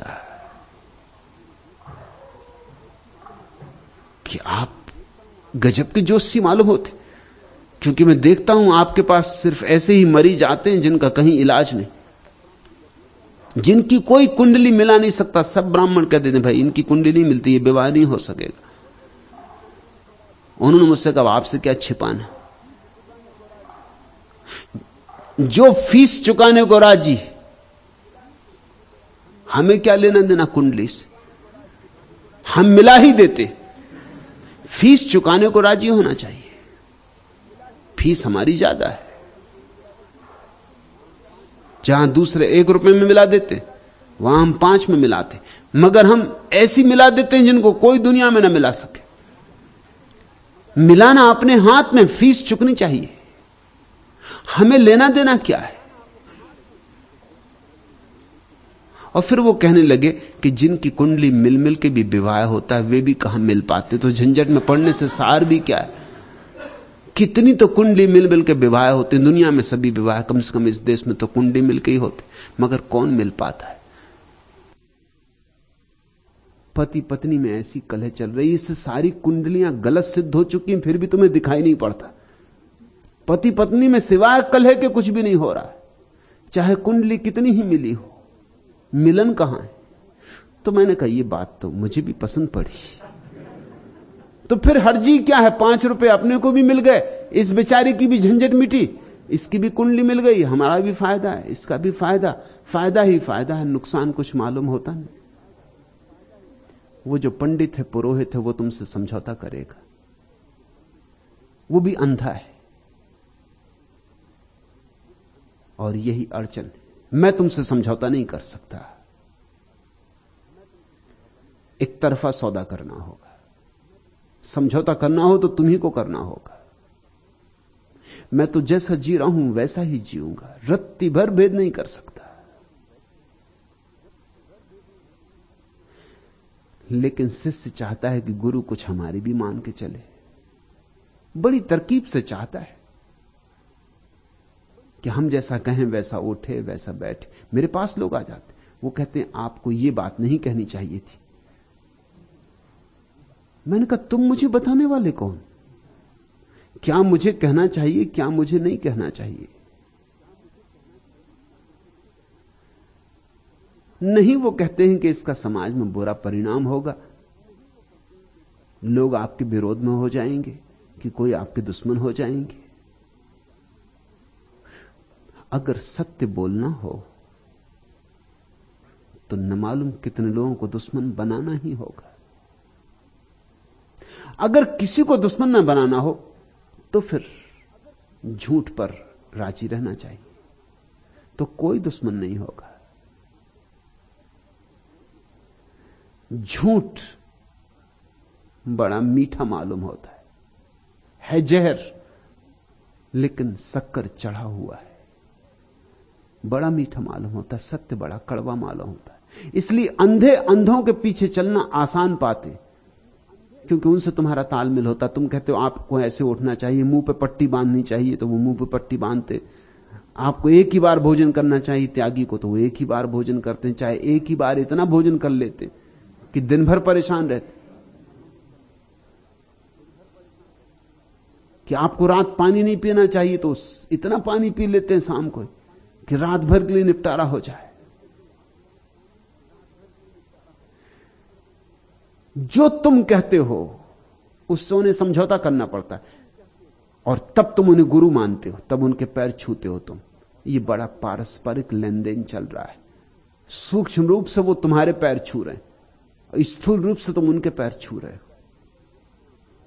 यहां शिष्य ही गुरु के पीछे नहीं चल रहे हैं, यहां गुरु भी शिष्यों के पीछे चल रहे हैं। यहां हर नेता अपने अनुयायियों के पीछे चल रहा है। अनुयायियों के पीछे चलना ही पड़ता नेता को। नेता देखता रहता अनुयायी किस तरफ जा रहा है, उचक के उसके आगे हो जाता, जिस तरफ जा रहा हो। अनुयायी अगर कहने लगे समाजवाद, तो नेता समाजवाद की जय बोलने लगता है। अगर अनुयायी कहने लगे साम्यवाद, तो नेता साम्यवाद की जय बोलने लगता। उसे मतलब नहीं है, उसे मतलब सिर्फ एक बात से कि तुम जो बोलो मैं तुमसे ज्यादा जोर से बोलूंगा, मैं तुम्हारे आगे हूं, बस इतना भर पक्का रहे कि मैं तुमसे आगे हूं। मुल्ला नसरुद्दीन एक दिन बाजार से अपने गधे पे बैठा जा रहा है तेजी से। किसी ने पूछा कि नसरुद्दीन बड़ी तेजी से जा रहा है, कहां जा रहा है? उसने भाई गधे से पूछ लो, क्योंकि यह गधा बड़ा जिद्दी है और बीच बाजार में बद्ध करवा देता है। अगर मैं इसको बाएं ले जाऊं तो नहीं जाएगा, और जहां इसने बाजार देखा, लोग देखे, फिर तो ये बड़ी अकड़ में आ जाता, बड़े तैस में आ जाता। तो पहले जब नया नया लिया था तब तो मैं ये भूल कर लेता था कि इसको जहां ले जाना वहां ले जाने की कोशिश करता था। उसमें गांव में हंसी होती, बाजार में लोग कहते अरे मुल्ला तुम्हारा गधा और तुम्हारी नहीं मानता, और जितनी मेरी भद्द होती उतना ये अकड़ता जाता। अब मैंने एक तरकीब सीख ली, जैसे ही बाजार आया कि मैं उसे छोड़ देता हूं लगाम, चलो बेटा जिस तरफ जाओ वहीं मुझे जाना है। अब देखें कि कैसे तुम बगावत करते हो।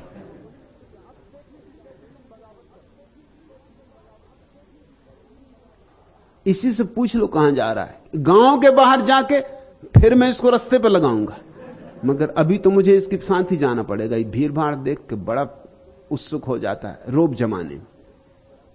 नेतागण अनुयायियों के पीछे चलते, आगे झंडा लिए दिखाई पड़ते हैं, लेकिन उनकी नजर पीछे लगी रहती कि जनता किस तरफ जा रही, पूरब की पश्चिम। होशियार नेता वही कहा जाता है जो समय रहते रास्ता बदल ले। उन्हीं को तो आया राम गया राम। समय रहते देख ले कि अब आदमी कहां जा रहे हैं। देखा बाबू जगजीवन राम, आया राम गया राम। देख लिया कि कहां जनता जा रही, जिस तरफ जा रही जल्दी से उचक के आगे हो जाओ अगर अपना नित्यत्व बचाना है। अंधे अंधों से समझौता करेंगे, आंख वाले समझौते नहीं कर सकते। और इसलिए आंख वाले के पीछे केवल वे ही साहसी लोग चल सकते हैं जिन्होंने तय किया है कि पूरा समर्पण करेंगे, कोई अपेक्षा ना रखेंगे। जई नग्गा वी होई मुत्तिता सुणई सियालह लोम पाणले अत्थि सिद्धिता जुवई निम्मा। यदि नग्न हो जाने से मुक्ति मिलती हो तो सियार कुत्तों को पहले ही मुक्त हो जाना चाहिए। ये जैन मुनियों के लिए कहा होगा कि अगर नग्न रहने से मुक्ति मिलती हो तो सियार कुत्तों को पहले ही मुक्त हो जाना चाहिए। और केवल केस लुंचन से मुक्ति मिलती हो तो नितंबों को मुक्ति मिलनी चाहिए जिनका लुमोत्पाटन होता रहता है। नितंबों पर तो केस नहीं जम पाते क्योंकि नितंब घिसटते रहते हैं जमीन में, फिर उठे फिर बैठे घिसटते रहे, तो नितंब पर कभी भी केस नहीं जम पाते। तो नितंबों की तो मुक्ति हो जानी चाहिए। देखते हो ये वचन, ये आग्नेय वचन, अंगार भरे वचन। केस लुंजन से मुक्ति नहीं होगी। जैन मुनि केस उखाड़ते, लौंचते। तुम्हारे पास जो एक गाली है नंगा लुच्चा, वो सबसे पहले महावीर के लिए प्रयोग किया गया शब्द है, क्योंकि वो नग्न रहते थे और केस लौंचते थे। लुच्चा धीरे धीरे कब गाली बन गई कहना मुश्किल है। शब्दों की भी बड़ी यात्राएं होती। कभी अच्छे शब्दों के बुरे दिन आ जाते, कभी बुरे शब्दों के अच्छे दिन आ जाते, कभी घूरों के भी दिन फिरते। तो कभी जो गालियां होती हैं सम्मान सूचक हो जाती, और कभी जो सम्मान सूचक शब्द होते हैं गालियां हो जाती। सबसे पहले महावीर के लिए उपयोग किया गया होगा नंगा लुच्चा। तब इसमें गाली नहीं थी, तब तो सिर्फ यह तथ्य था कि वो नग्न रहते थे और बाल नोचते थे। फिर जल्दी ही ये गाली हो गई, फिर इसके अर्थ बदलते चले गए। अब तो लोग भूल ही गए कि ये कभी जैन दिगंबर मुनियों के लिए प्रयोग किया गया शब्द था। अब तो नंगा लुच्चा हम उसको कहते हैं जिसके पास कुछ नहीं है और दूसरे का छीनने को, लौंचने को तैयार है। अपना तो कुछ है नहीं, दूसरे का लौंचने के लिए उत्सुक है, उसको हम नंगा लुच्चा कहते। अब बात बदल गई। बुद्धू शब्द पहले बुद्ध के साथ जुड़ा था, तब तो उनको हम बुद्धू कहते थे जो छोड़ दिए सब और जाके बैठ गए विश्राम में, पर्वतों में, वृक्षों के तले, मौन में, शांति में। बुद्धू हो गए, बौद्ध हो गए। फिर ये धीरे धीरे गाली हो गई। गाली का मतलब यह हो गया कि इन्हें कुछ भी अकल नहीं है, संसार का कुछ इनको आता नहीं, बुद्धू हैं। संसार को छोड़ने वाले को पहले हमने बुद्धू कहा था, फिर धीरे धीरे जो संसार में हैं लेकिन जिनसे संसार संभलता नहीं, जिन्हें कोई भी लूट ले, खसोट ले, जिन्हें कोई भी धोखा दे दे, बेईमानी कर दे, कोई उनकी जेब काट ले, कोई उनका सामान ले जाए, उनको कुछ अकल नहीं है, संसार नहीं संभाल पाते, जो उनका नाम बुद्धू हो गए। अच्छे शब्दों के दिन फिर गए, बुरे हो गए। कभी कभी बुरे शब्दों के भी दिन फिरते, जैसे गणेश जी। सबसे पहले उनका रूप बड़ा विकृत था। उनकी पूजा सबसे पहले इसलिए शुरू हुई कि वो विघ्नकारी देवता थे। अगर उनकी पूजा ना करो तो वो विघ्न करते थे खड़ा। जैसे शादी विवाह हो रहा, अगर तुमने उनकी पूजा ना की तो वो उपद्रव मचाएंगे। तब जो उपद्रव करे उसकी तो पहले पूजा करनी ही पड़ती। उपद्रव से सुरक्षा के लिए। तो सबसे पहले रूप गणेश का था उपद्रवी का, झंझटी का, अराजक का, विघ्नकारी का। फिर धीरे धीरे वो मंगल के देवता हो गए। अब तो कोई भी मंगलकारी उनके बिना शुरू नहीं होता। श्री गणेश का अर्थ ही होता है मंगल शुरुआत। विघ्नकारी देवता मंगल का देवता हो गया, दिन बदल गए। धीरे धीरे पूजा लोगों ने इतनी की करनी ही पड़ी, क्योंकि जो आदमी उपद्रव करे उसको मना बुझा के रखना अच्छा। धीरे धीरे लोग भूल ही गए कि विघ्नकारी की पूजा कर रहे हैं। ये बात जुड़ गई कि सबसे पहले पूजा गणेश की होती, इसलिए वो मंगल के देवता हो गए। यदि नग्न होने से मुक्ति मिलती हो तो फिर जानवर सभी मुक्त हो जाएं, और अगर बाल नोचने से मुक्ति मिलती हो तो नितंब मुक्त ही होने चाहिए। ये मजाक कर रहे हैं सरहपा। वो कह रहे हैं इतनी छोटी बातों से मोक्ष का कोई संबंध नहीं, इतनी ओछी बातों से मोक्ष का कोई संबंध नहीं। पिछी गहने दिट्ठी मोक्ष ता मोरह चमरहा उच्छे भोने होई जान करी तुंग। यदि पिच्छी ग्रहण करने से मुक्ति मिलती हो तो मोर को पहले ही मुक्त हो जाना चाहिए। मुनि मोर की बनी हुई पिच्छियां रखते। अगर पिच्छी रखने से मोक्ष मिलता हो तो मोर तो पिच्छियों के साथ ही पैदा होते हैं, पिच्छियों के साथ ही मरते। उनका तो मोक्ष कभी का हो जाना चाहिए। यदि उच्च भोजन से मुक्ति मिलती हो तो हाथी घोड़े मुक्ति के पहले अधिकारी। उच्च भोजन का अर्थ होता है दाने जो गिर जाते हैं खेत में, उनको चुन चुन के जो भोजन करता है। ऐसे लोग रहे। बड़े दार्शनिक कणाद का नाम लिया जा सकता है। उनका नाम ही कणाद, क्योंकि वो कण कण बीन के खाते थे। खेतों में जो पड़ जाते हैं दाने, गिर जाते हैं दाने, वही बीन के खाते थे। सरहपा कह रहे हैं कि अगर ऐसा होता है तो पक्षी भी दाने बीन के खाते हैं, पशु भी दाने बीन के खाते हैं, इनका मोक्ष हो जाता। प्रयोजन इतना है सिर्फ कि ये औपचारिकताएं, इनको नियम मत समझो। ये क्रियाकांड है, इनको धर्म का प्राण मत समझो। धर्म का प्राण कुछ और है। सुलगना और जीना। कोई जीने में जीना है। लगा दे आग अपने दिल में, दीवाने धुआं कब तक। ये सब धुआं ही धुआं की बातें। धर्म तो आग है, ये औपचारिक बातें तो सिर्फ धुआं है। हां, आग से धुआं उठता है, लेकिन तुम धुओं को ले आओ अपने घर में तो यह मत समझना कि आग आ जाएगी। इस बात को ख्याल में रखना। आग हो तो धुआं उठता है, लेकिन धुआं होने से आग पैदा नहीं हो जाती। महावीर ज्ञान को उपलब्ध हुए, नग्न हो गए। ज्ञान की अग्नि से नग्न तो होने, लेकिन नग्न होने से तुम ज्ञानी ना हो जाओगे। इस बात को ख्याल में रखना। महावीर को ज्ञान उत्पन्न होने के बाद ऐसी निर्दोषता आ गई जैसे छोटे बच्चों में होती। वस्त्र गिर गए, छोड़े नहीं, गिर गए, त्यागे नहीं, छूट गए। कुछ छिपाने को ना रहा। देह का भाव जाता रहा। फिर कौन स्त्री, फिर कौन पुरुष। लाज शंका सब जाती रही।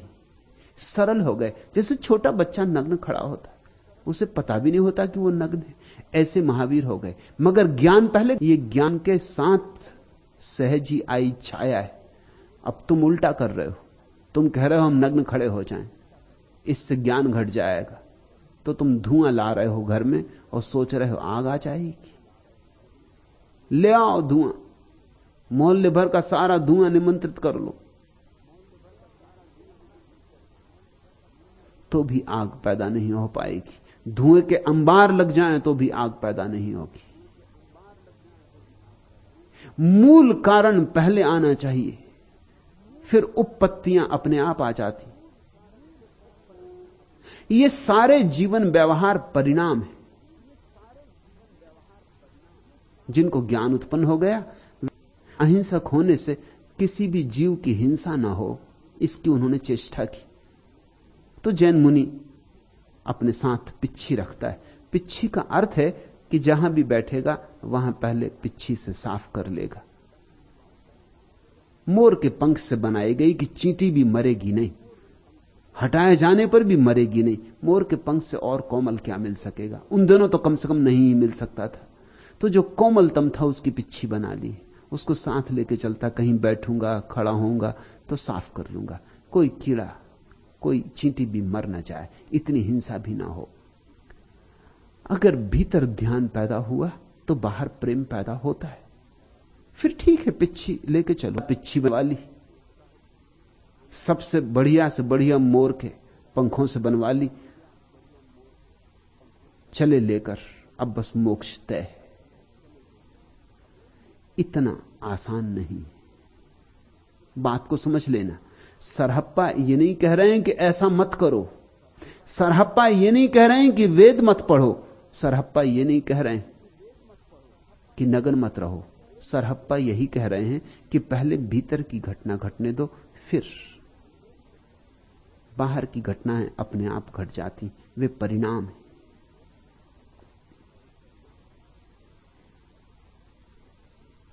नहीं तो तुम व्यर्थ की औपचारिकताओं में क्रिया, वो दैर और कलीसा हो या काबा और बुतखाना, कुछ पर्दे हैं, कुछ धोखे, कुछ सौदा गाहें। फिर तुम चाहे मंदिर जाओ, चाहे मस्जिद, चाहे गिरजा, वहां फिर कुछ औपचारिकताएं हैं, क्रियाकांड हैं, कुछ पर्दे हैं, कुछ धोखे, कुछ सौदा गाहें। फिर वहां तुम व्यर्थ के जाल में ही उलझे रहोगे। जागना है जिसे, उसे मंदिर मस्जिद और उनसे पैदा होने वाली औपचारिकताएं सब छोड़ देनी होंगी। खड़े हैं दोराहे पे दैरो हरम के, तेरी जुस्तजू में सफर करने वाले। जिन्हें तेना मस्जिद, वे दोनों के दोराहे पे खड़े। जहां से मंदिर और मस्जिद अलग होते हैं वहीं रुक जाते हैं, क्योंकि जहां मंदिर मस्जिद अलग हुए वहां गलती हुई, झूठ हुआ। जहां मंदिर और मस्जिद एक हैं वहां सत्य है। जहां मंदिर मस्जिद अलग हैं वहीं गलती। जहां हिंदू मुसलमान एक हैं वहां सत्य है, और जहां हिंदू मुसलमान अलग अलग हैं वहां सत्य के खोजी को कोई जगह ना रही। खड़े हैं दोराहे पे दैरो हरम के, मंदिर और मस्जिद जहां से अलग होते उसी दोराहे से सत्य का खोजी परमात्मा की तलाश में निकल जाता है। तेरी जुस्तजू में सफर करने वाले।